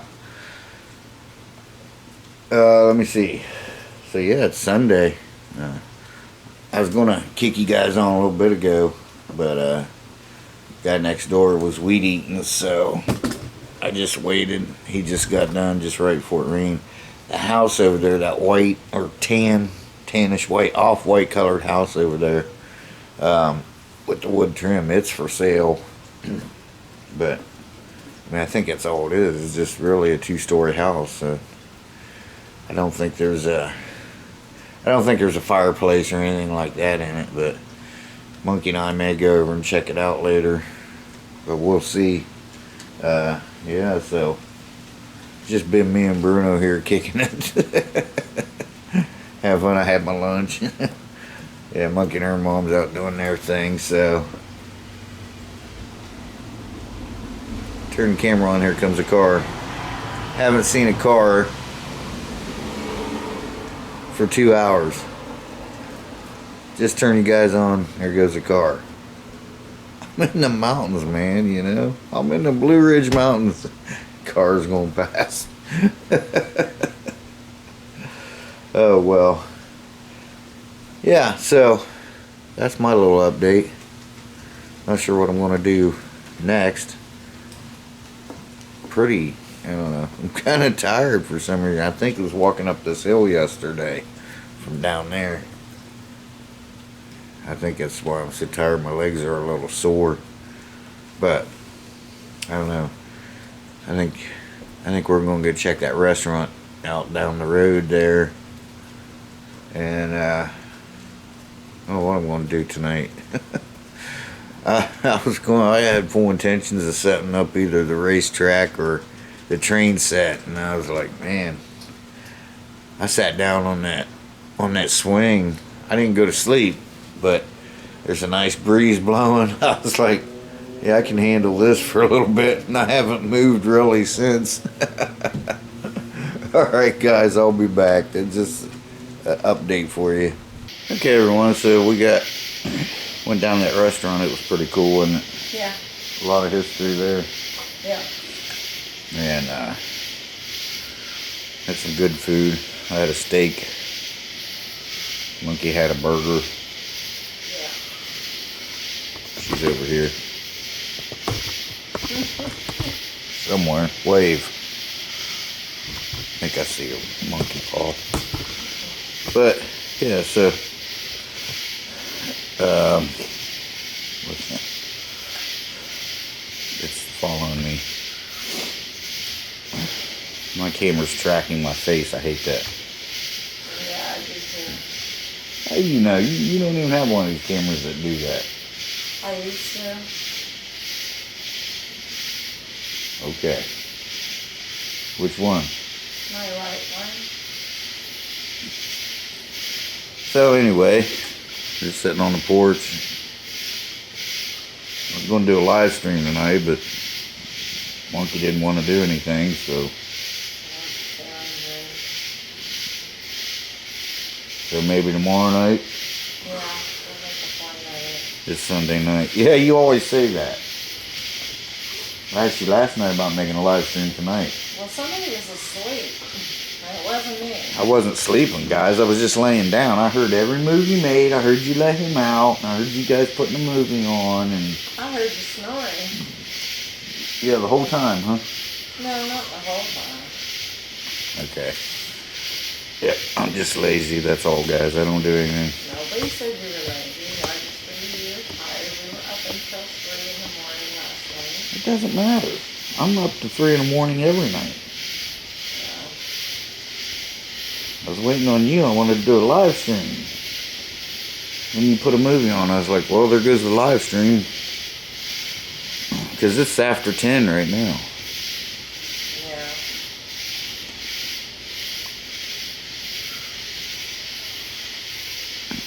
So, yeah, I'm going to go home Tuesday morning. Nice out here though. It's gorgeous out here. Rained all day though. As soon as I brought the drone back in, it rained. It rained till right before she got back. Didn't pour, it was just a steady rain. We don't get that in Florida. No. I mean, when in Florida, when you say it rained all day, that means it rained off and on all day. 5 minutes here, 10 minutes there. Very seldom will it rain all day. So I kind of missed that. Just a nice steady rain. Just like 4 or 5 hours. Pretty cool. What you doing, bud? He's over there on the swing.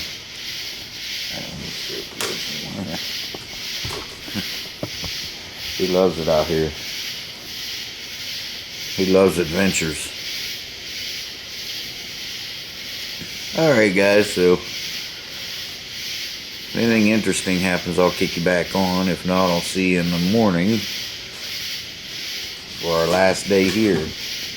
And last night will be tomorrow night, so then we gotta head back home. Alright guys, I'll be back with you. Okay guys, Monkey wanted me to tell a ghost story. She wanted me to tell you about around this area. So I'm going to read to you about the lake because I promised anyway, so now's a good time to do it. I'll tell you some history on the lake here where we're at. We are in Lake Lure, North Carolina. Okay. Very interesting about this lake that's right down here. Like I said, they're expecting to have it by spring open up again, anywhere from fall to spring. So Lake Lure rests in the Hickory Nut Gorge in Rutherford County and is a town of great natural beauty with a scenic mountain lake as its centerpiece. It is also a town of myths, legends, and the paranormal. And it is beautiful here. Isn't it? She's shaking her head. They can't hear you shake your head, man. Well, they might. All them marbles rolling around. Lake Lure was the vision of Dr. Lucas B. Morse, M-O-R-S-E, who saw the potential for a mountain resort in the Hickory Nut Gorge, complete with a lake, a spa, and inns. Morse, with the financial help of his two brothers and other investors, formed Chimney Rock Mountains Incorporated. We're not far from Chimney Rock, are we? No. How far are we? About an hour. About an hour, I guess, so. Not very far, mile-wise. And started buying up land in the Hickory Nut Gorge, and the total acquisitions ended up totaling about 8,000 acres. I'd settle for 8 acres right now. There was no lake in the Hickory Nut Gorge in the 1920s. So in order to make this mountain lake resort a reality, Dr. Morse and his investors had to create a lake. The construction of a dam on the Rocky Broad River. Put him in. Hang on, guys. Sorry, guys. I apologize for that. I can't go anywhere. I can't film. I can't even, tell a story or read a story. No matter where I am.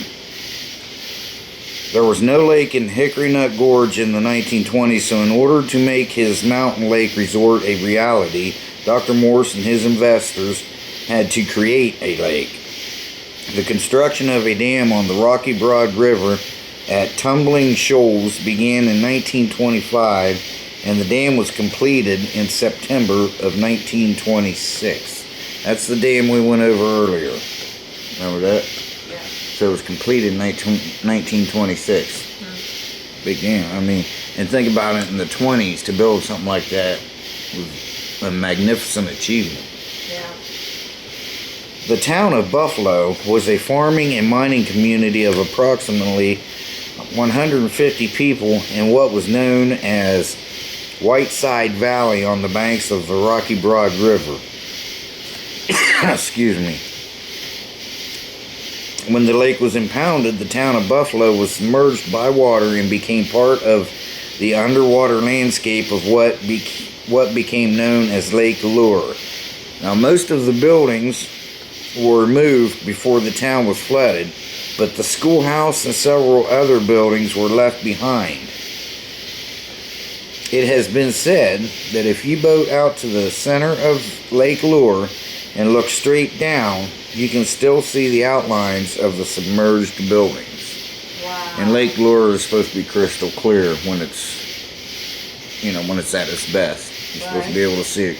It's mountain water. So the lake was completed in 1927 and covers 720 acres and has a shoreline of almost 27 miles. So if you walk that shoreline, you'd be walking almost 27 miles by the time you got back. It also has a 7-acre island. That's that island that was showing you. Yeah. That we seen from the restaurant. It's called the Canoe. Right. That's that island I was telling you about. The lake was given the name Lake Lure by Dr. Morse's wife, Elizabeth. The Lake Lure Inn was built by Morse and opened for business in the same year, and the town of Lake Lure was also incorporated. Now, I'm going to tell you some stories. I'm going to read you some stories about that inn here as soon as we get done with the information on the lake. It's not very comfortable. The stock market collapse in 1929 led to the foreclosure of all of the holdings of Chimney Rock Mountains Incorporated. So they had to foreclose. But the Morses were able to hold on to Chimney Rock Park. Lake Lure did not become the resort that Dr. Morse envisioned, but Lake Lure has still thrived as a popular vacation destination. The town of Lake Lure was not able to acquire possession of the lake until 1965, but had been operating the recreational facilities at the lake since the Carolina Mountain Corporation in 1931. The Chimney Rock Lake Lure area has had reports of paranormal activities since 1806. So there's reports of paranormal things going on since 1806. Wow. Over 200 years ago. Yeah. Amazing. In July 1806, a procession of angelic beings dressed in white robes were seen near Chimney Mountain by several witnesses. The figures began circling Chimney Rock, and once they reached the summit of the rock, they began disappearing one by one. The whole procession lasted about an hour. According to witnesses, their disappearance left a solemn and pleasing impression on the mind, accompanied with a diminution, I can never pronounce that word, of bodily strength.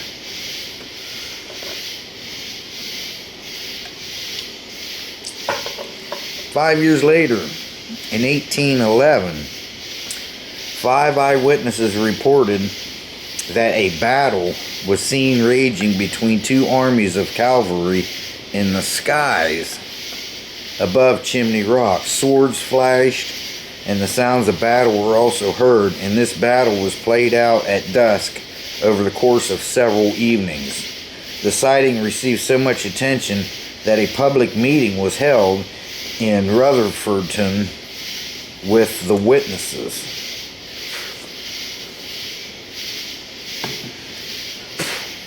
Bug. The lodge in Lake Lure was built in the late 1930s by the North Carolina Highway Patrol as a retreat for the patrolmen and their families. In 1937, North Carolina Highway Patrolman George Penn was killed in the line of duty at the lodge. Oh, and the lodge was built as a memorial to him. This information was obtained from an article that appeared in the Times News website BlueRidgeNow.com on December 11, 2006. The lodge was eventually sold in the late 1960s and was opened to the public as the Lodge on Lake Lure in 1990. That's cool. It is believed by many that it is George Penn that still visits the lodge, and in particular rooms 2 and 4. The 1927 Lake Lure Inn has a fascinating story of famous guests, including writer F. Scott Fitzgerald. There's history all around here. And his wife, several cast members of the cast of the movie Dirty Dancing, which a large portion of the movie was filmed in Lake Lure. Really? I didn't know that. Might be why they have that movie in there on DVD. Oh, they did? Yeah, Dirty Dancing's in there. A couple of presidents and many others. It doesn't say which presidents, but the inn is also the home of a reported ghost that has spoken to employees and guests on numerous occasions. An apparition of a young boy was caught on film by Shea Bear 1000 when he went to drink beer in his room. Just kidding. But seriously, an apparition of a young boy was caught on film by one of the employees at the inn when the employee was photographing the dining room before a wedding. The apparition was not noticed until several days later when someone was looking at the pictures on social media. Several websites and paranormal investigative agencies have visited the 1927 Lake Lure Inn, and videos have been posted on websites and on YouTube. We'll have to check that out. Yeah. So, anyway, YourGhostStories.com posted a YouTube video on August 26, 2007.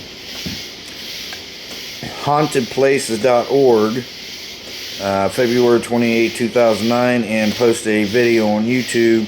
And SouthernSpiritGuide.blogspot.com also had a lot of information on the paranormal in Lake Lure. The website HickoryNut.org, the way it looks like orgy. O-R-G-E. Hickory Nut Gorge hikes.wordpress.com on some great stories on the myths and legends in Lake Lure, and has a pretty good take on the history of the Hickory Nut Gorge and surrounding areas. Okay, so let's go back here and I'll read you some of these. That bug will not leave my screen alone. Now let's see if I can find this.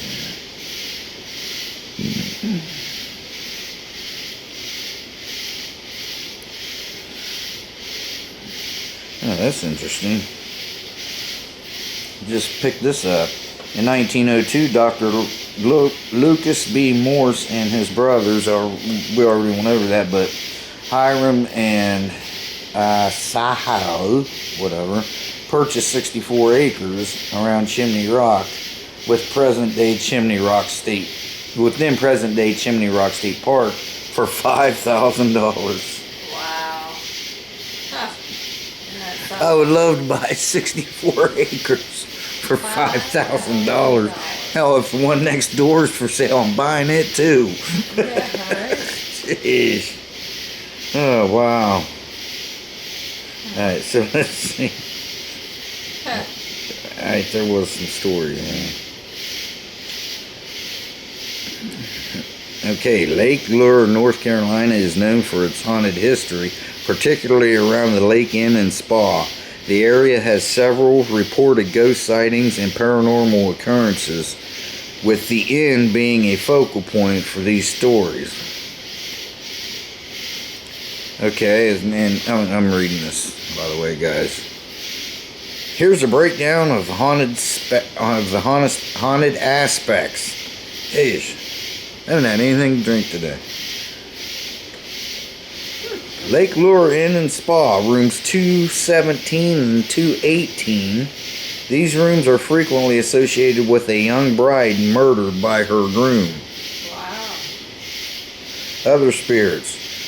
Reports include a young boy playing in the halls, a gruff man yelling at guests, and the spirit of Dr. Morse, who built the inn. Oh, wow. We could go there and maybe meet him. It's got a World War II connection. Some believe the spirits of World War II officers who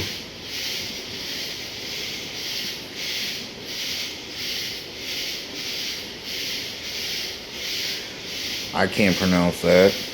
Convalescence. They were at the inn. There you go. Just skip the word.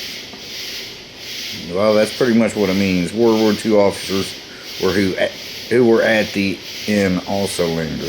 Other haunted location, Old Caroline School Gym, said to be haunted by spirits of two young girls murdered there in the 1950s.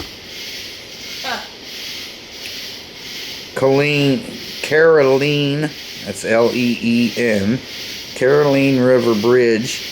The ghost of a woman known as the ghost of the red-haired lady is said to haunt the bridge. There's also a lodge here. Did you know that? Yeah. Okay, well, the lodge on Lake Lure is supposed to be haunted. Built as a memorial to a fallen, we just went over that, to a fallen police officer, George Penn, who is said to haunt the location. We went over that in the last one. The lost town of Buffalo, buried beneath the lake. We just covered that too. Yeah. Some believe the spirits of the town's residents remain. Notable hauntings. The young bride. A common story revolves around a young bride murdered in the Lake Lure Inn, often seen in a lace dress. And then you got Clementine. A woman who died while water skiing is said to haunt the bridge. Oh, wow. The area around Lake Lure has numerous haunted stories and legends. Friendly spirits. Some sources suggest the spirits, particularly those at the inn, are not malevolent. So there's some history about this place. If you guys want to check it out, just look up Lake Lure. How was that? Lake Lure, North Carolina. It's in Rutherford County. The town is actually Rutherfordton. Right. Rutherfordton, T-O-N. But it's just Rutherford County. If you guys want to look that up, and you read more about the lake. But the storms hit it, and all they're doing is dredging it. They're just getting the sediment out of it. So they're expected to be around fall. That woman down here at the restaurant, because it's right on a corner of the lake. Mm-hmm. There's two roads that meet there, and so it's on a corner, and the lake is right there. So it kind of hit them pretty hard. They just recently opened back up, so they really appreciated our business. Great food, great people. Waitresses were awesome. But she said that looking about fall, but definitely spring of 2026. It'll definitely be back up and running. Yeah. And hopefully things around here, because a lot of people lost some businesses around here. Yeah, they did. But yeah, that place was built in 1800s where we ate. Yeah. Yeah, there's pictures on the wall when you go to the bathroom. Yeah. That was it. Yeah. And those black and white pictures. Awesome. It used to be a cabin, you know, and it was a bait store at one time. They sold bait and stuff, you know, years ago. Yeah. But now it's a restaurant. It's called The Canoe. It's pretty cool. Very nice, clean place. And when you sit outside, you look right at the mountains. It's gorgeous. It's gorgeous. And they catered to us. Oh my goodness. It was hot because, you know, it just got done raining and it was so humid, but inside was nice too. It was decorated nice.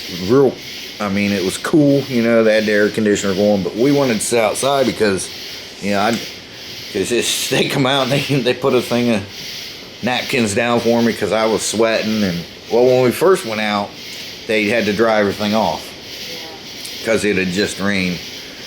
And we actually sat on an old bus seat, which was welded onto two 1944 Chevrolet pickup truck tailgates. One in front, one in back. That's what they had them welded onto. So we sat there, and there was an umbrella, and they dried everything off for us, but there was an umbrella. We ended up putting the umbrella up because of the sun and tilting it because the sun was going down, and of course right in front of us. But so I was sweating, and they come out and gave me all these napkins, and because I told them, I said, look, you know, I want to be outside because I want to see that. And right in front of us was these beautiful mountains that we're in right now. And I said, you know, you can see four walls anywhere in the world, in any building in the world, you can see four walls. I said, that's what I want to see. So the heat, you know, yeah, it was kind of unbearable, but it was just nice to sit there and look at it. So the general manager, Ashley, came out. Real nice young lady. Came out and got us a fan plugged in over this way. She went over here, got us another fan plugged in. Now, mind you, we got back here at 7 o'clock. It's, what, a 5-minute drive? Yeah. It's just pretty much right across the dam where we took you guys. If you just keep going, it's just not even a quarter mile. So it's maybe a 5-minute drive. And we got here, it was 5 after 7, and they were closing at 7, but they were doing all this for us. And we were the only two out there. When we first got there was a couple young men over there having a couple drinks, but then they left. But then it was just Monkey and I out back, but they didn't care. They accommodated us, got the fans going for us, and made sure, because she was drinking water, made sure she had plenty of water and ice, and I was drinking Coke out of a, well, they were both our drinks were in mason jars. So she brought me out another Coke. She brought me out a big thing of ice to keep my Coke cold. I was like, it's not necessary. You know, I mean, I choose to sit out here. It's okay. It's okay. We want to take care of the people. So. Yeah, they were really good. Yeah, they really appreciate the business. So. Anybody comes here, you need to check it out. Yes, if you guys come to Lake Lure, make sure you go check out The Canoe. It's called... I just said that, Monk. I just said that. It's called The Canoe, but it's kitchen and pub or something. Yeah. But just look up the Canoe restaurant, and that'll be it. It's the only one around for a few miles. So it's the only restaurant, you know, or bar for that matter, around for several miles. So, yeah, if you're in this area, make sure you check them out, man. But I ordered the steak. It's a little pricey. What'd I get? Prime rib? Yeah. It was $36, but it came with a big heaping thing of mashed potatoes, and it was something like a vegetable salad, only it was cooked. Yeah. It had cucumbers, peppers, onions, squash. I usually don't care for squash, but I ate that up. Yeah, you did. Yeah, but it was like steamed or something, and it had a good sauce. It was awesome. It was $36. was well worth it. I normally don't buy something like that, and she just got a hamburger, but she said it was really good. And she brought her mom home. Her mom liked it, so she brought her mom home one. But so anyway, there's some history out here. Yeah. Now in a minute, I'll tell you what happened to me today. Had to get a cigarette. Okay, so many of you know, but if it's your first time watching, you can ask anyone, anybody that follows my videos, watches my videos, our videos, even hers. I stage nothing. I fake nothing. If I tell you a story that I made up, I will tell you it's a fabricated story. I'm making this up as I go, whatnot. But if I tell you something happened, or if you see something on my paranormal playlist that the camera picked up or audio picked up, that's what it picked up. I don't fake anything, and I don't stage anything. I don't believe in that, you know, because too many people are so gullible and they really believe wholeheartedly in stuff like that. And there's nothing wrong with it, because I do too. But when when you're trying to fake people out, that's dishonest, and they can kiss my ass when they do that, right? So we staged nothing. So today I was sitting over there. Well, you can't see it, lights are off. But I was sitting over there by the door, usually where I tell you guys good morning and stuff, by the front door.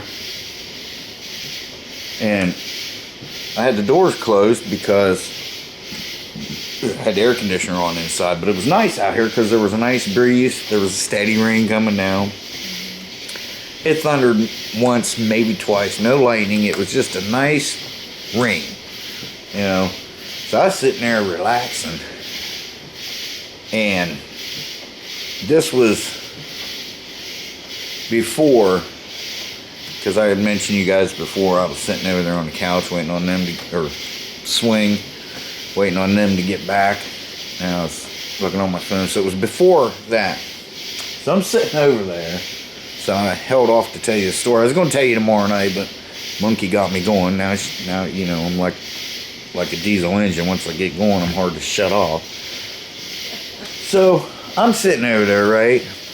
And I was just kicking back, drinking a cold pop, smoking a cigarette, just enjoying the rain. Now that front door, you know, you got to close it. You know, you got to pull it closed. Well, I did not do that. I just pulled it closed enough to keep the air in. So you're sitting there, and all at once the door went open. Well, I thought, because I had Bruno out here, I thought Bruno had just pushed the door open and went in. And I looked over, I didn't see him. I looked over, he was sitting on that chair beside me. Yeah. Well, he was laying there. And when the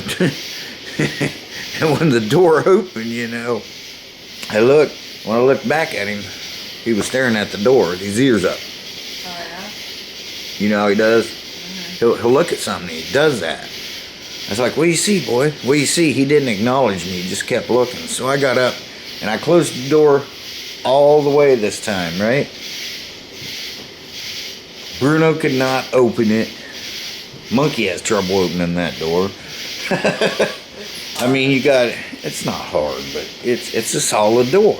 You know, you got to close it and you got to open it. So this time I closed it all the way. And, you know, I petted Bruno, and he's down, he's walking around. He's okay now. So he comes back and he jumps back up in that chair. So, and he laid back down like this and was just staring at me, because I had his chair, you know, kind of pointing towards me. Just like, you know, with his paws like this, just staring at me. So I pick up my phone. I was going to take his picture. It's hard to get his picture, because if you pick your phone up, he'll move. It's almost impossible to get a cute picture of him, isn't it? Yeah. Because as soon as you pick up your phone, like, here's my phone right here, and as soon as I go like this, I don't know if it's the way I'm holding, way we hold the phone or whatever, but he'll sit and he'll move. So I'm doing that, but I had it sitting there on the table, you know, so I went to pick my phone up, and as soon as I did, but as always, he moved, but this time, he was staring at the door again, and I'm getting chills. And I turned around, and that freaking door opened up. That door, she don't believe me. I don't know why she knows I don't lie. I know. Okay, so now we're talking it didn't blow open or come open. This thing was closed. I mean, as soon as he started looking, I said, what is it, boy? And I turned around, and I actually seen the handle turn and the door opened up. I seen that door open up with my eyes. And Bruno seen it too, and he did not like that one bit. He started barking, and his hair was standing up, which is very seldom for Bruno because he's not scared of nothing. No. That dog is not scared of anything. He'll take on anything. And his hair was standing up, and he jumped off that chair onto my lap, and he was actually shaking. But he would not take his eyes off that door, and he was growling. And that went on for maybe 30 seconds. It seemed like 30 minutes, but I'm going to say maybe 30 seconds because he was growling that real low. And he this time he had his ears pinned back, and he was just looking, his tail straight out. I was like, it's okay, boy, it's okay. And finally I got his attention. And I said, yeah, I seen it too. That's no shit.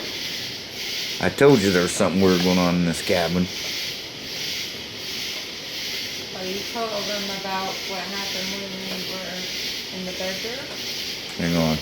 By the way, guys, the reason why we paused there and I was looking at her is because whenever she starts to say something, like she's got an empty water bottle in her hand, she'll start pointing and going like, and I'm waiting, okay, spit it out. What happened in our bedroom?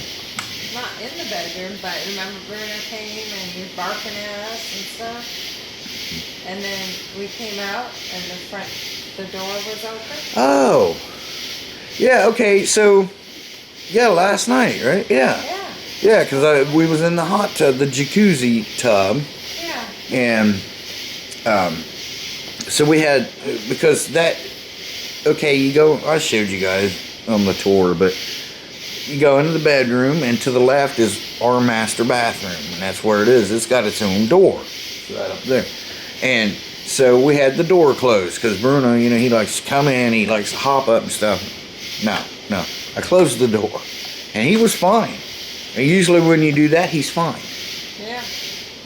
He'll go in and lay with mom or something, because she was in bed. But he'll go in, lay beside her or down below her or whatever, because we'll tell him go babysit grandma. Because if you don't know, he's a service animal and he takes care of us. But anyway, so all at once he starts scratching on the door, and that's not like Bruno. No. And I said, because she jumped and she goes, oh, that scared me. I said, yeah, it's just Bruno. I said, I didn't say anything first, and then he started scratching again. What the hell? I said, Bruno, stop it. Go lay down. We was getting ready to get out anyway, so I'm getting out, and he scratched one more time. So I opened the door, I'm drying off. I said, what? And you can tell he's excited. He's like he'll get up on his hind legs and stuff, and his tail will be wagging, and he kept running to the door. But not the sliding glass door like these ones that's in our bedroom. He ran to the bedroom door, like into the living room area. So I get my shorts on, I dry it off, I get my slippers on, and I come out and I said, what's going on, boy? And he ran right to that front door, the one that opened today. Ran right to it, and he stopped and he pointed. He points, he'll put that one paw up, and he'll point straight out, and his ears will go back and his tail will be straight out when he points, like when he found the cat. Yeah. He was pointing. He would not move. Well, that's what he was doing. I said, what the hell? The door was wide open. Yeah. So but before we went in there, because we came out for a few minutes, before we went in there, Monkey went in through the small door into the living room, and I closed it behind her because I was telling her about I ran into that door yesterday, the glass door, the sliding glass door.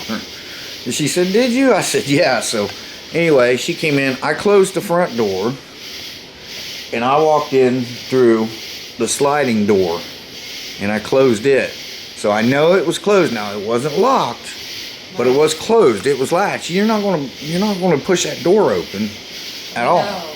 So I said, hon, come here. She said, what? I said, come here, look at this. And I'm just standing there in front of the door. By this time, Bruno broke his pose. He went to greet her coming around the corner. And like he was showing her, look, Mom. And she said, what? And I said, look. She was like, what? Because it didn't dawn on her. She just thought I opened it. I said, the door's open. She goes, you didn't just open it? I said, no. This is what Bruno was trying to tell us. That the door, oh, and he barked a couple times. Yeah. Which was unusual as he was scratching. He was telling us something was coming in that door. Yeah. Nobody around. No. Nobody around. And his True story, guys. Were really loud. They weren't little. Yeah, they wasn't tiny just, scratches. you know, I mean, he was digging at the Yeah, door, like yeah. just really fast and ruff, ruff. Yeah. Because like sometimes, like at night, like we'll go out and get a snack before we start watching a movie or something. We'll go in, and sometimes he'll go over and he'll be eating some food. He likes to get his snack too. Yeah. So he has soft food in the morning and at night for breakfast and dinner or supper, but he's always got a bowl of his hard food. So he'll eat that late at night. So he'll be out there eating and we'll forget. We'll just go to the bedroom and shut the door. And all once we'll hear a little that's usually what it is, a 2-time oh shit, Bruno's out there, so I'll open up the door and he'll let him in. But that's how he'll scratch. Yeah.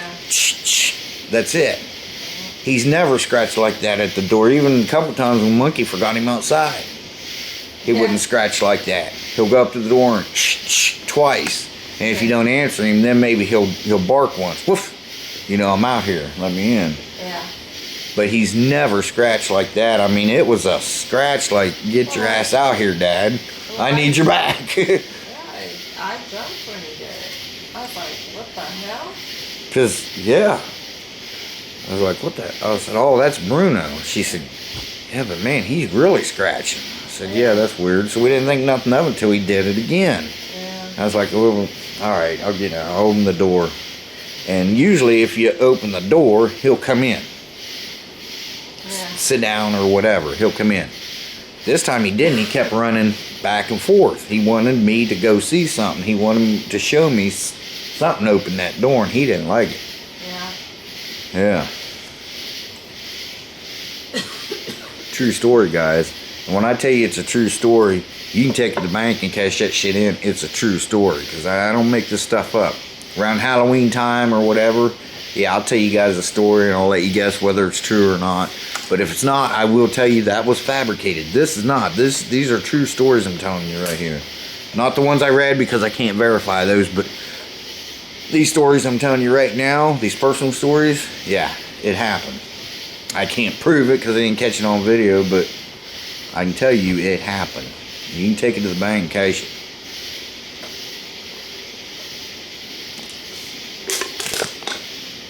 And I was eating my lunch yesterday or today.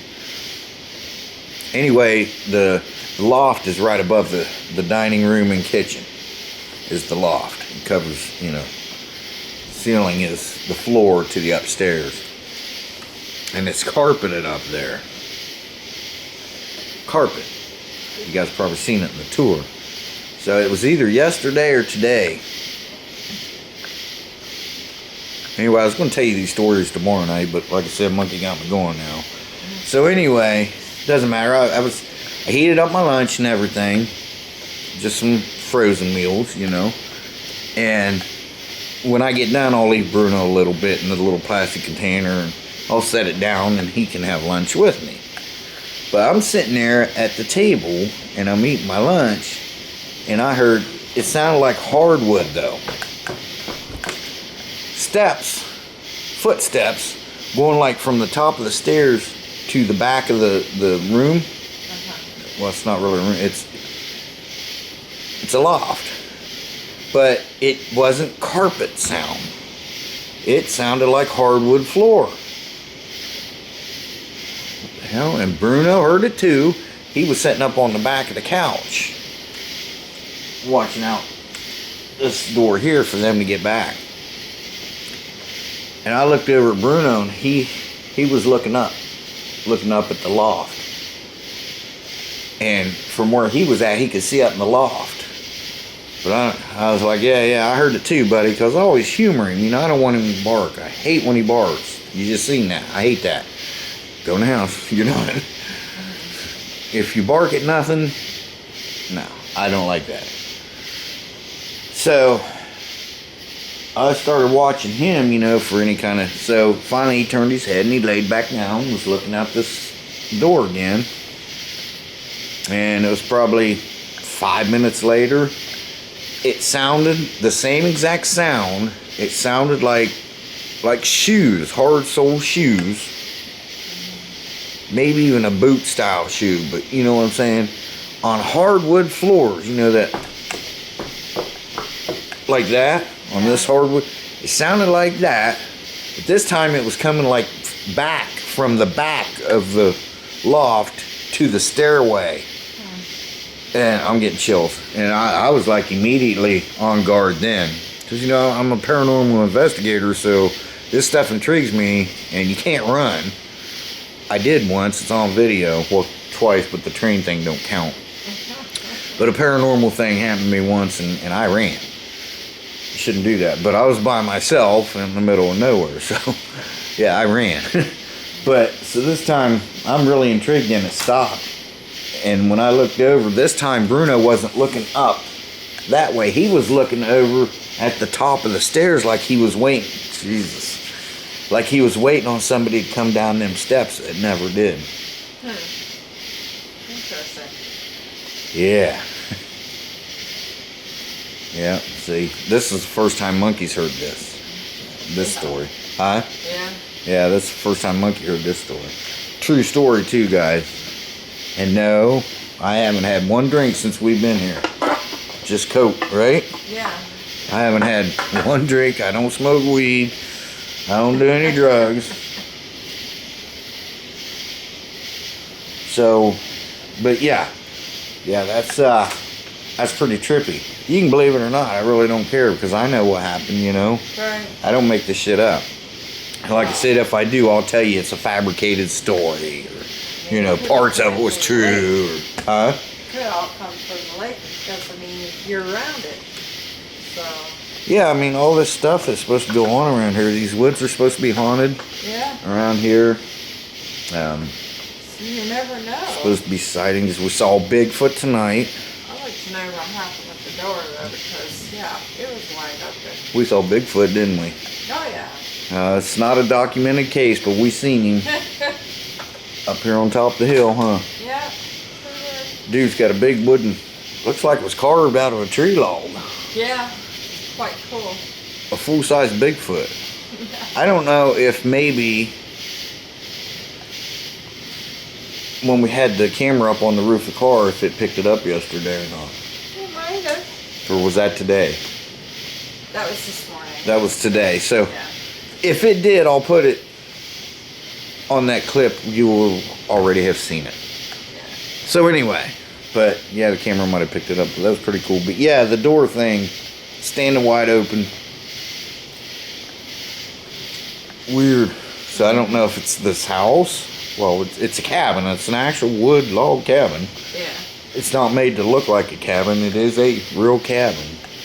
I don't know how old this place is. I mean, it's not new, but it's not like old, you know. But yeah, because you know, I mean, there's a lot of things that happen around places like this, you know. I don't think it's the cabins. I think it's the area. Could be the area, but why is it happening inside the cabin like it is? I don't know. We have stuff happen in our house, and I don't think the house is haunted, but there was confirmed battles, you know. Yeah. On our property, you know. It's confirmed there were battles all through there.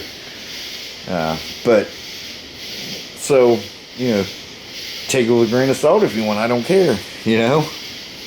Yeah. But Interesting. I'm not begging you to believe me, because if you don't, that's fine. But if you do, that's fine as well. But, you know, I don't sit here and get chills for nothing, because it's not cold out here by any means. All right, guys, I'll be back with you in a minute. Okay, guys, so very interesting here. Okay, so I found this article. It's a news article about some things that were found in this lake. Okay, now this article was published June 19th, 2025 at 1:35 p.m. It says, Lake Lure, North Carolina, right where we're at, an antique car and a sunken boat were found in the Lake Lure lake bed as the town continues to recover from Hurricane Helene. Now there's pictures I want to put up after I read you this article. I'm going to put these pictures up for you. It's amazing. Lake Lure Dock Company shared pictures of what it said to be a Model T Ford and a boat that was approximately 32 feet long. The vehicle and boat reappeared after water was drained from the lake to allow for repairs in a June 14th update. The town of Lake Lure said the water level was the lowest it had been since the lake was built. Of course, they're draining it. Lake Lure Dock Company said the resurfaced car was missing parts and appeared to have been salvaged and abandoned before it went underwater. Maybe stolen? Who knows? That's weird. I gotta get a battery. Hang on, guys. That's totally weird. This battery still had an hour and 45 minutes. I'll be right back. Okay, guys, sorry about that. I mean, I even just charged this up before we came out 100%. This one has 2 hours and 15 minutes left on it. I got 42 minutes left on this card. I still have another card, so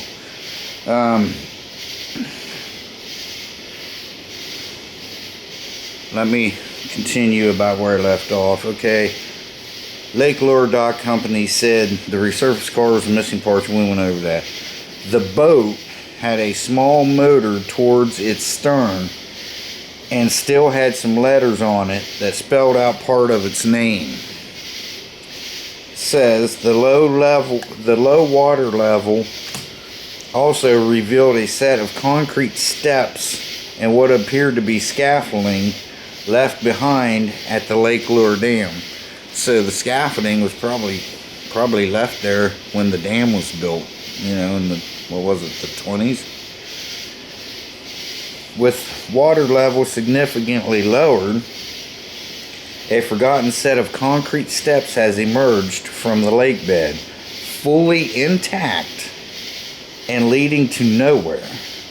These steps likely once belonged to a building or a residence, a quiet reminder of what once stood before the water came. Like I said, as soon as I'm done reading this, I'll throw the pictures up so you guys can look at them. Pause it if you want and check them out. While once lost objects continue to be brought back to the surface, the town has remained adamant that the lake is closed to the public. The town said the lake is currently only open to approved contractors, Lake Lure and government staff, and U.S. Army Corps of Engineers, which I've seen a boat go past earlier today. It's a smaller boat. I think it was one of the boats down there that we seen by the dam. But it's sundown. I don't know why they'd be working, but I did see it go past.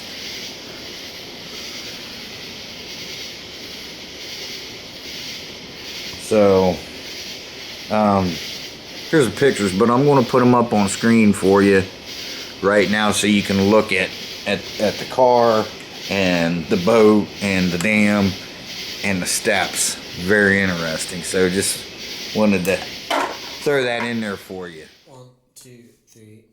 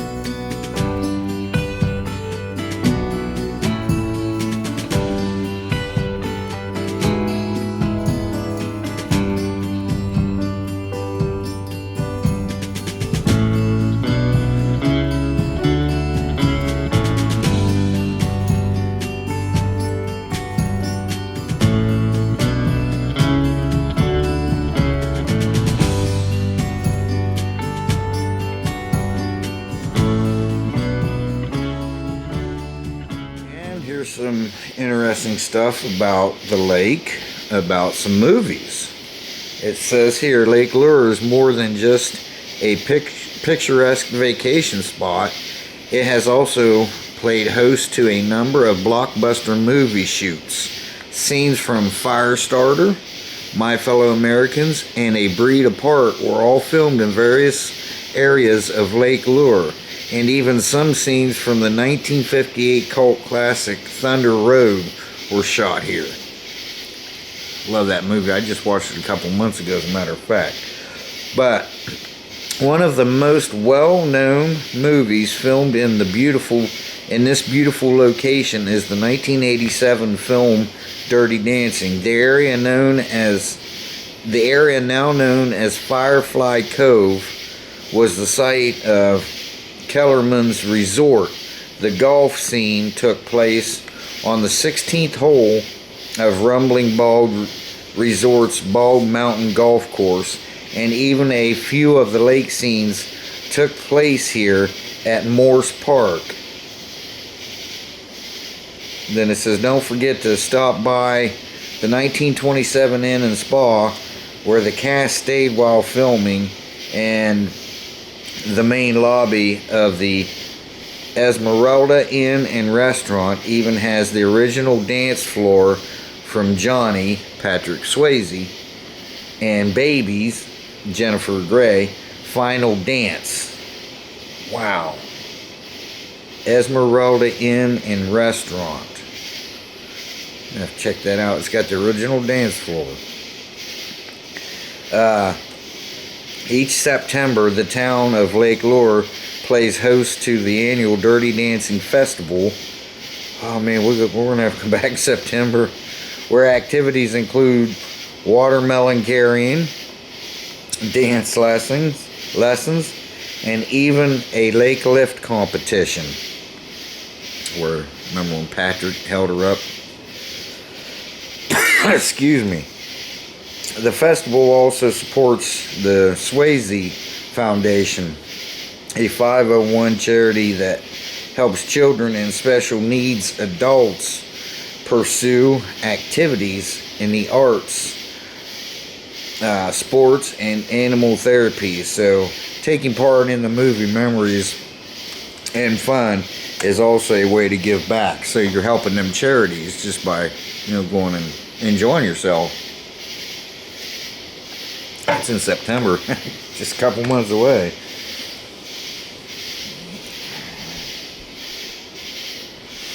And let's see, in Rutherfordton, which is the closest town, I think it's like 14 minutes drive.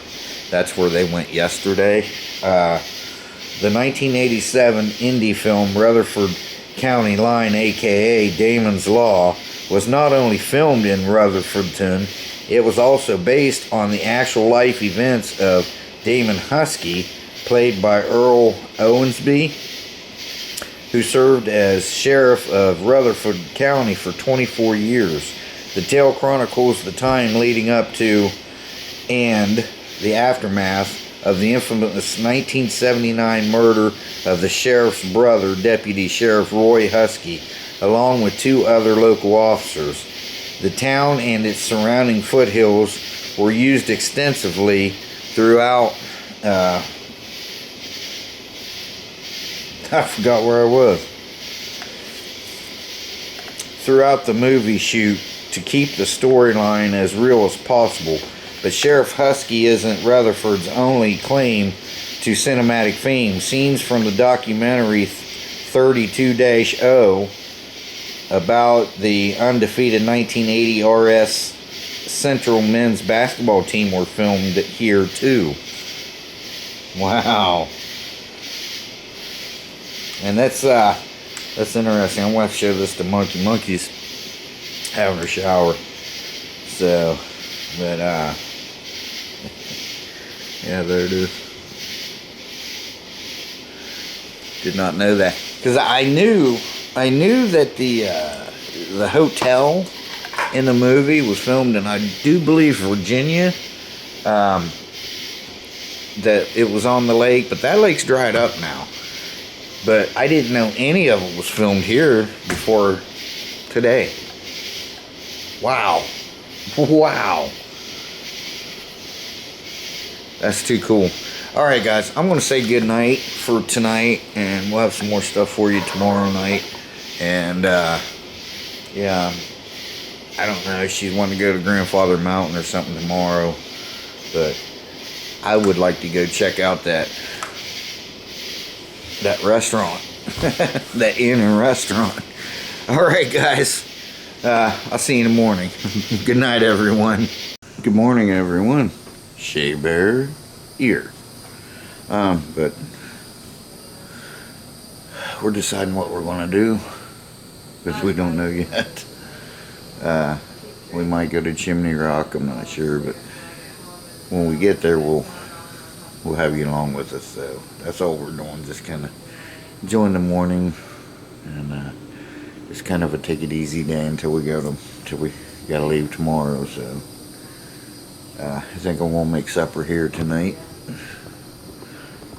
You know, since it's got that nice kitchen, might as well use it. And so we'll be going to that store. That's a cool store. It's called Ingles. It says American Store on it, so that's pretty cool. But so yeah, they're just down there shooting the shit. Down there. They're working on that house over there across the street, so. But let me see. What else was I gonna say? I don't know. I'll let you know what we decide when we get in the car, I guess. Stick around. Okay, guys. We just came through Chimney Rock. Because we made a wrong turn going to the store. It's still devastation up through there. I think the camera there might have got some of it. When we get back to the room, or to the cabin, we'll hang on.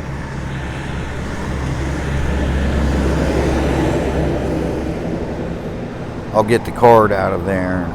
I'll put it on Monkey's computer so that way it don't override it on the trip home tomorrow. But this is the beach.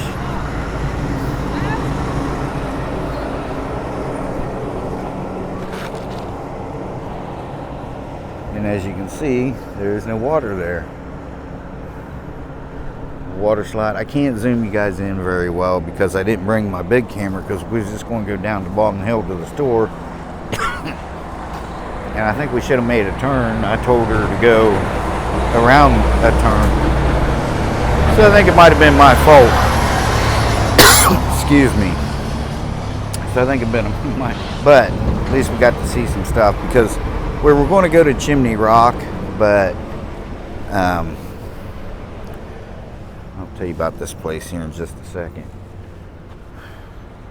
But it was just, I mean, Chimney Rock, come on. Okay, here's the deal. Now you have to make a reservation, and it's very expensive. So, I mean, we saw Chimney Rock from where we were at, but it's just, you know, making reservations now, and it's like $18 a person. But so this place here is the Lakeside Inn and Spa. I'll walk up here and show it to you. It's where we was talking about rooms 217 and 218 are supposed to be haunted. So I'll show it to you. It's beautiful. Look at the mountains. I seen a place for sale with a few acres that was in our price range that has a rock face. Sorry. Has a rock face you can climb and rappel. And I was like, cool. I can't climb anymore, but I can still rappel. Lake Lure Inn, dining and lounge, and it's supposed to be haunted. And it's a spa too, so there it is there. Isn't that nice? And yeah, the water should have came pretty much right up to here. We'll walk across the street here in a minute. I'll show you. 1927. Beautiful. And like I said, I didn't bring my big camera because I love that clock. Because, you know, we were just supposed to go down to the bottom of the hill.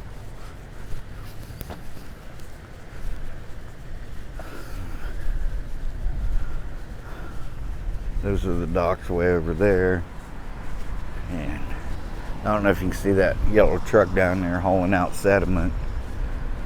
But, well, it's got one of these things. I don't have any change on me. And I don't, like I said, I didn't bring my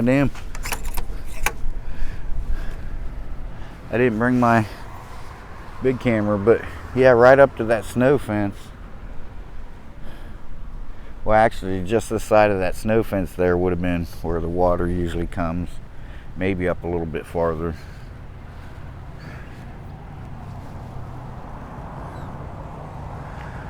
As you can see, nothing there. But it'll be back. But what I feel the sad part is not the lake, because it's coming back. It's the people that lost their livelihoods, ended up losing their homes because they had to shut their businesses down, and you know, because tourists went away, you know, because there's nothing here for them now. But we still came, even though we knew ahead of time the lake was closed. But I said, that's okay, we're still going to go anyway. So all right, there's Monkey over there. She's checking out the Lake Lure Inn. So I think she's going to come over here. So all right, I'm going to shut you off for a minute.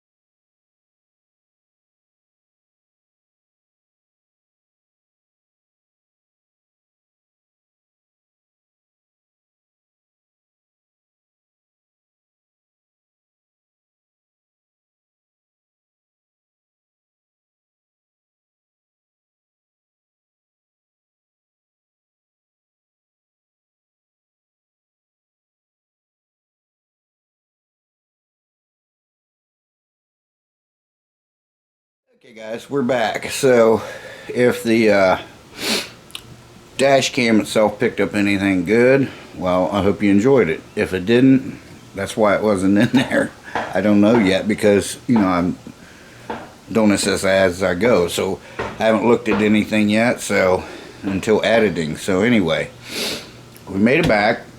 I got supper started, and it's going to take about 2 hours. I'm making beef noodles, so something like a beef noodle stew. I'm using beef tips or stew meat or whatever, and I cut them up a little bit smaller. You can use hamburger too if you want, but I didn't bring you along with me on that because, you know, this video is going to run long anyway, so hopefully not too long. If I have to, I'll put it in 2 parts, but I really don't like doing that because when you do that, the first part always does pretty well, and then the second part, you know, nobody just goes back to watch it, and then 3 months later they'll ask you, well, what about this? Whatever happened to that? Well, you didn't watch part 2, you know.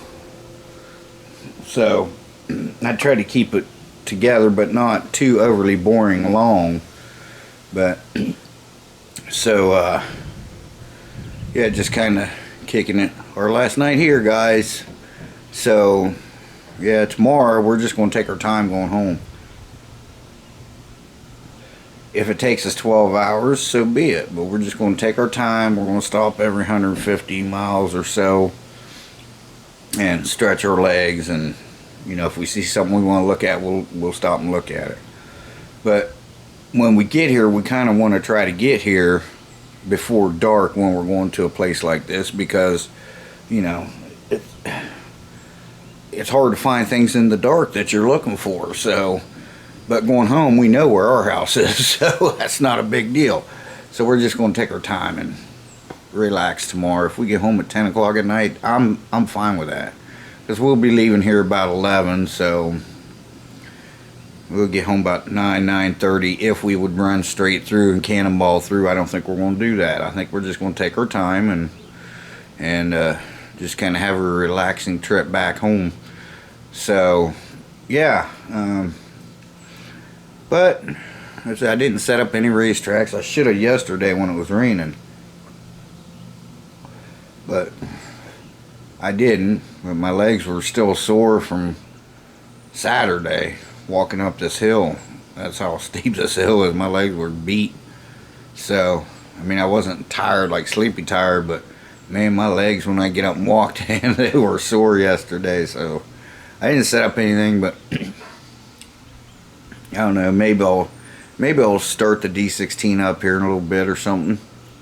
But like I said, I don't want it to be too long of a video, but it's just kind of sharing with you where we're at, and you know, some of the interesting facts around here. You know, I found out some more information on the boat that was sunk down there, and I'll tell you about that later. Very interesting. So I mean, that story is neat. They know who the owner of that is, and that boat was called Pooh Bear. So pretty interesting. I'll tell you about that later. That'll be another story time thing. But you know, it's kind of hard to do a 4-day thing, you know, or 4-night. So to actually Friday to Tuesday, you know, and it's hard to do it that many days and get it within an hour to an hour and a half video without cutting out a bunch of stuff or splitting it into 2 videos. Like I said, I don't like doing that, because then I hear about it later. Well, why didn't you just make one long video? Well, you know, why didn't you just watch part 2? You know, that's how I know people don't watch that stuff. Complaining, well, I mentioned it in part 2. Oh, I didn't see part 2. Then get off my ass, you know. So, but so I'd much rather make a longer video. That way, if somebody wants to come back to it, they can come back to it. It's easier, you know, and just go through their watch list or their, you know, whatever you call it, history, and click back on it and watch some more of it later on, or break it up over a couple days. So, all right, guys, That's all I got for right now. Just want to let you know we're back, and I do have supper started. It's cooking. Like I said, I'm going to let it simmer so the meat will get nice and tender, you know. I'll let it simmer for about 2 hours. Maybe 2 hours or 20 minutes. It just depends on how well the meat tenderizes in there. And then all I'll have to do is add the noodles, you know, and that's fine. Like the recipe calls for you to take the meat out and then add the noodles. I don't ever do that. I just, because it gives the meat more of a chance to, you know, get even more tender. So, but anyway, all right, guys, Monkey's in there laying on the couch. She started watching TV, and it was about 5 minutes she was out. And she's on the couch, she's snoozing, her mom's snoozing on the end of the couch. Bruno's right beside Monkey, he's out snoring. They're all three snoring, so I came out here. And oh, wow. So I was like, oh my God, man. But yeah, so, but her mom didn't want. I always try to, when we go to these places like this, I always try to at least one night cook them something nice, you know, or even if it's just me and Monkey, cook a nice meal. Her mom didn't want that. She wanted hot dogs. So we're gonna have our beef noodle stew. Monkey's mom's gonna have her hot dogs. She eats those things almost every day. She eats hot dog, but I will put a couple on the grill for her. That way, you know, it'll be better flavor than just boiling them or heating them in a fry pan. Get some flavor on them things. You know what I'm saying, man? But I love that store down there. It's cool. It's huge, man. And the prices are ridiculously, how should I say it? They're not cheap, but, you know, reasonable. They're ridiculously reasonable, especially for me up here in this area where we're at, because, you know, the other closest market, you know, is a few miles away.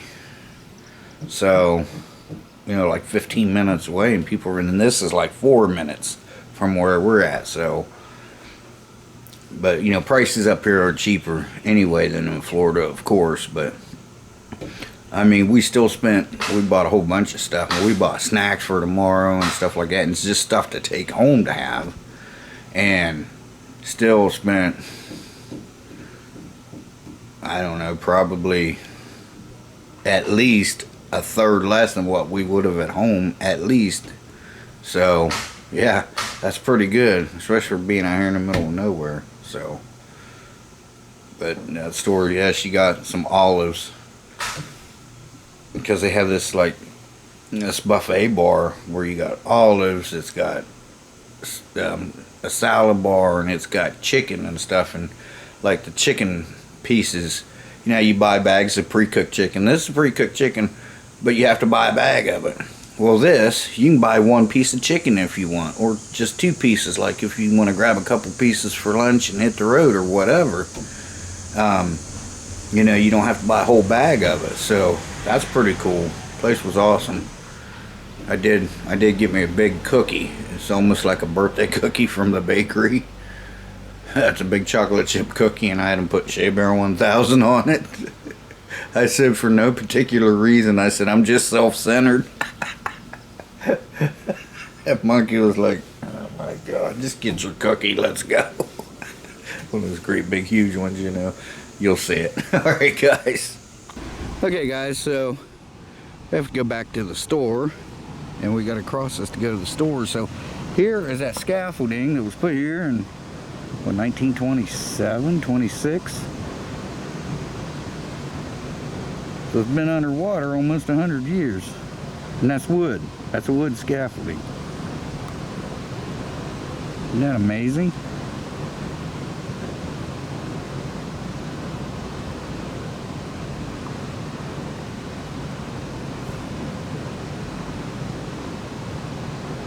I don't know where the boat is, but like I said, I got a story for that, or the car, but I figured we'd stop. I did bring this camera this time. I want to get a shot of that for you. I know you saw the pictures, but Now you can see. Isn't that cool? I know some people don't get into that kind of stuff, and that's fine, but I just thought it was neat. So, you know, how long that's been underwater. All right, guys, I'll be back.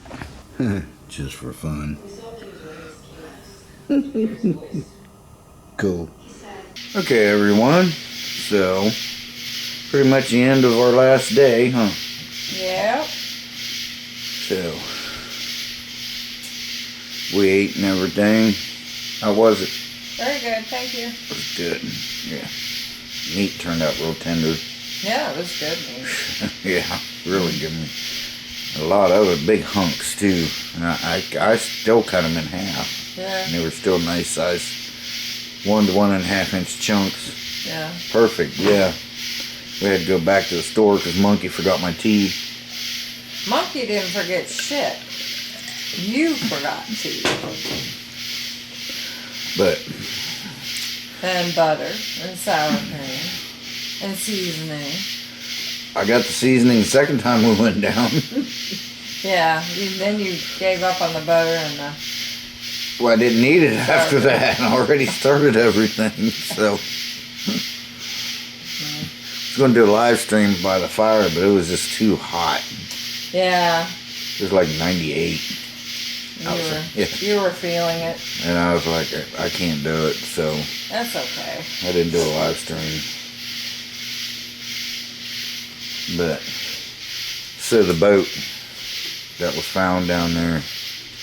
So apparently, back in the 20s when they were building the lake, this guy's grandfather bought some property and built a house there. And not long after the lake opened, he had built this boat, or bought the boat, or whatever. It was a pretty good sized boat, but he got this boat and he was using it as a water taxi. And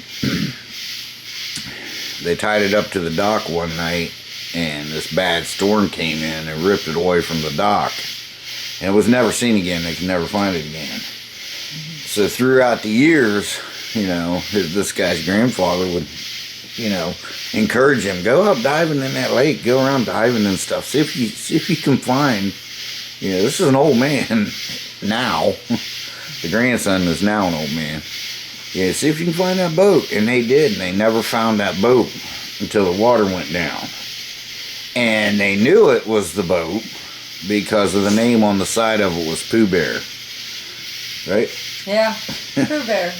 And that guy was like, because you can look it up on YouTube. There's the news did a little 2-minute video on it where he said, well, I'd like to have just a piece of that. Well, technically, it's his boat. Yeah. He said, I'd like to just have a piece of it, like a souvenir. And he said, I really wouldn't mind if it stayed there. I think it needs to stay there. Yeah. The scaffolding, yeah, it should just stay there. That car should just stay there. Yeah. That scaffolding should just stay there. Yeah. You know, it's part of the lake now. You know? Yeah. So apparently it sunk during that storm. Yeah.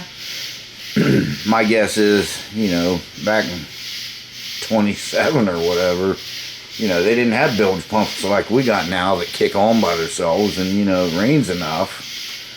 And that boat's out there floating around, it's wide open, it's going to fill up with water and sink.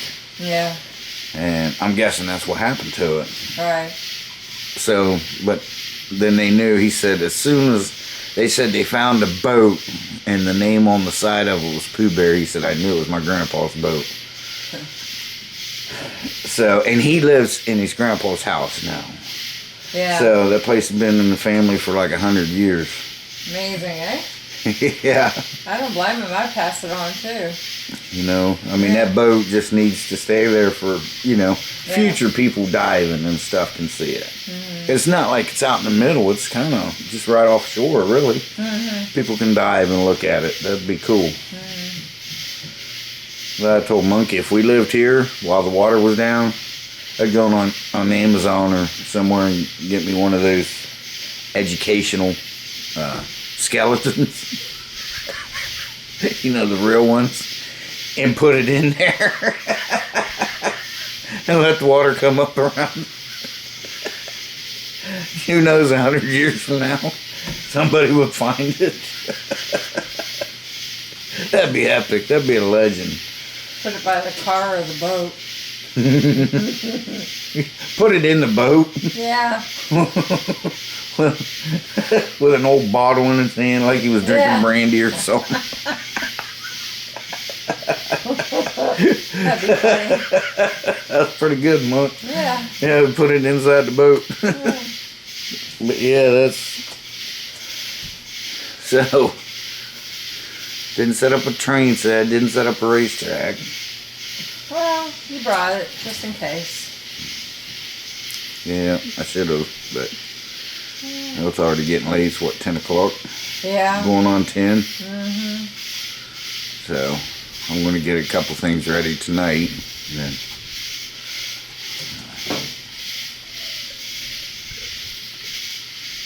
We have to leave here at 10, right?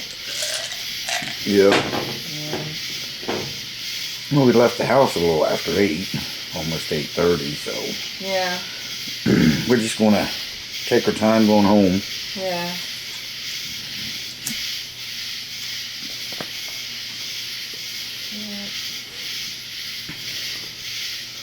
Alright guys, so I guess Monkey's not talking. I've been talking. Talk to the camera. Say hello to your fans. Hello, camera. Your fans. Hello, camera. Seriously? Yeah, hello, camera.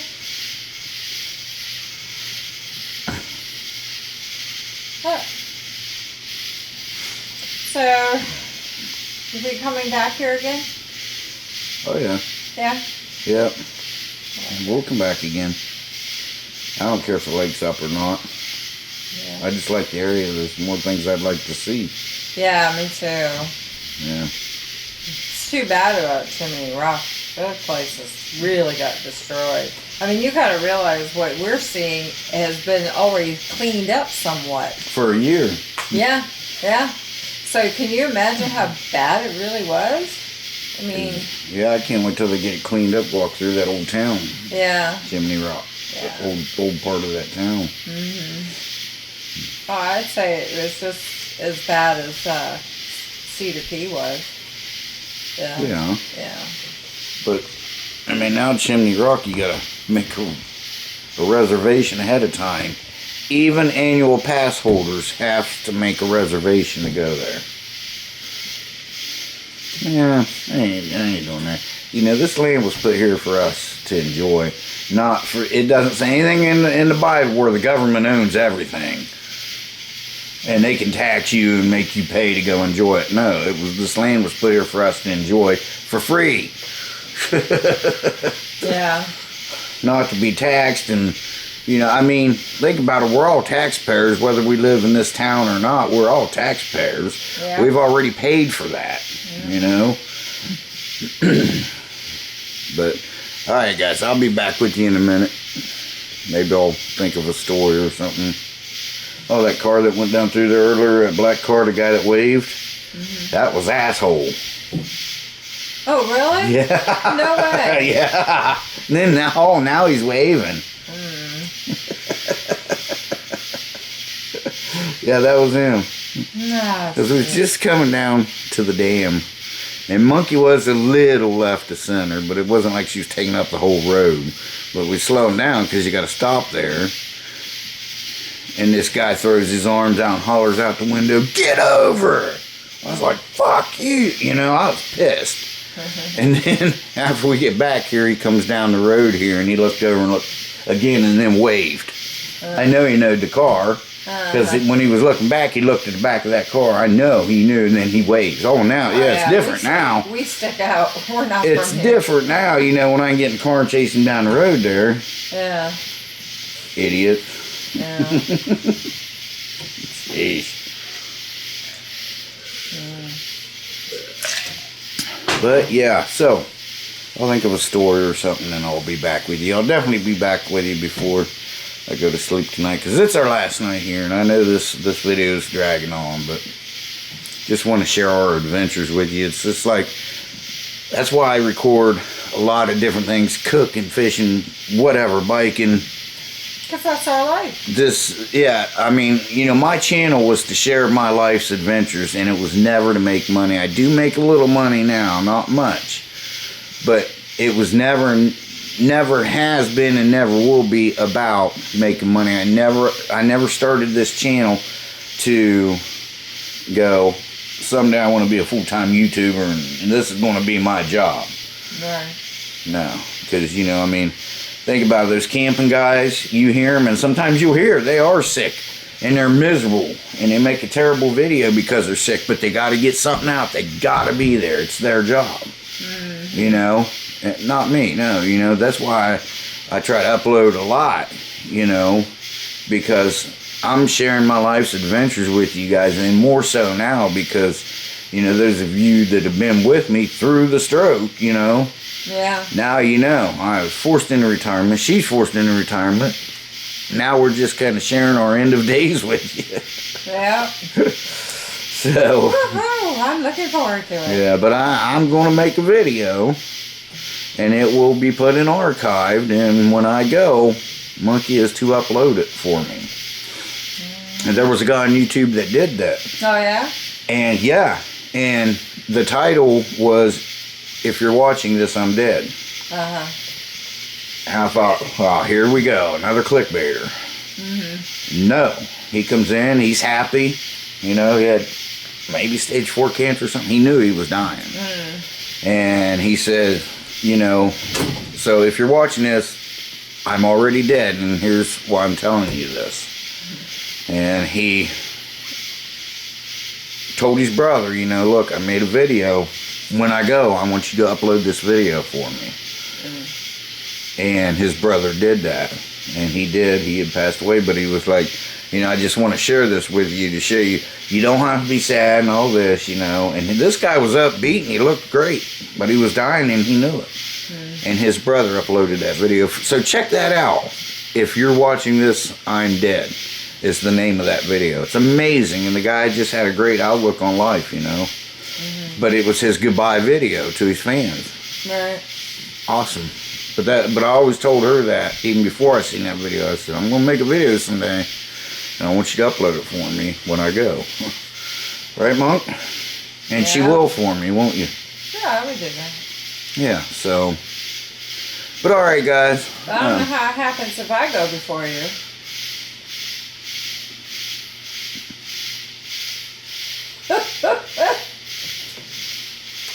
Can't control that one.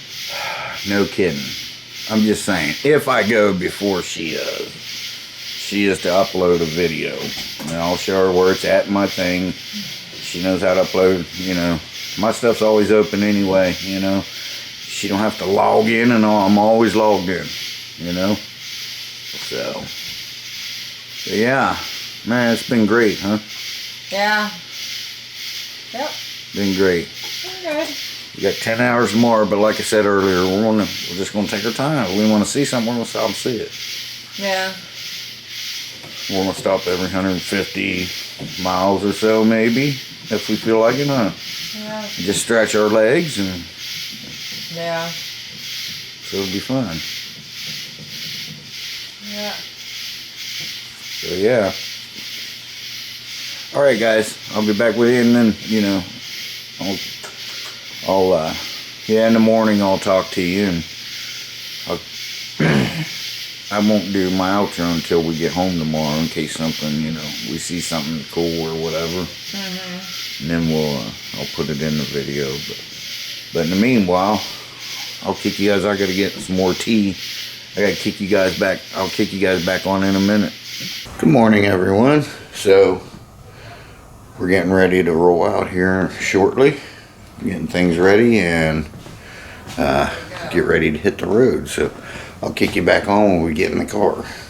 Hey guys, we're getting ready to get in the car. Monkey's doing what she calls ending, but it's an outro. She's up in the loft talking to her camera. Get ready to get in the car. Everything's loaded. Everything's taken care of inside. And so I'll kick you back on I see something interesting. If not for me, it'll be around 10 or 11 hours to get back with you. But for you, it'll be it'll be instantly. So stick around, guys.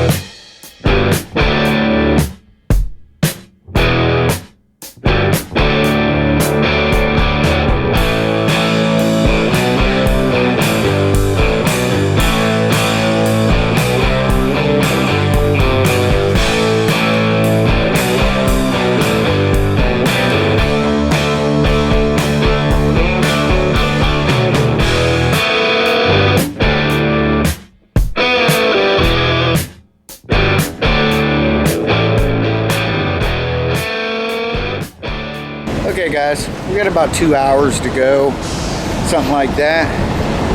So we're like 130 miles or something from home. But when I first turned you on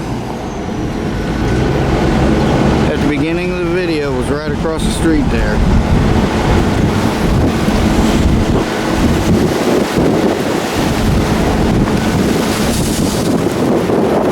No, actually, hang on. Actually, it wasn't. I didn't film there. I was going to, and I didn't. But that was our first stop, was right across there. When I first turned you on was at the Welcome Center in South Carolina. So I was thinking I turned you on there, but I didn't. I was going to, but I didn't. But that's where we stopped at when we first left.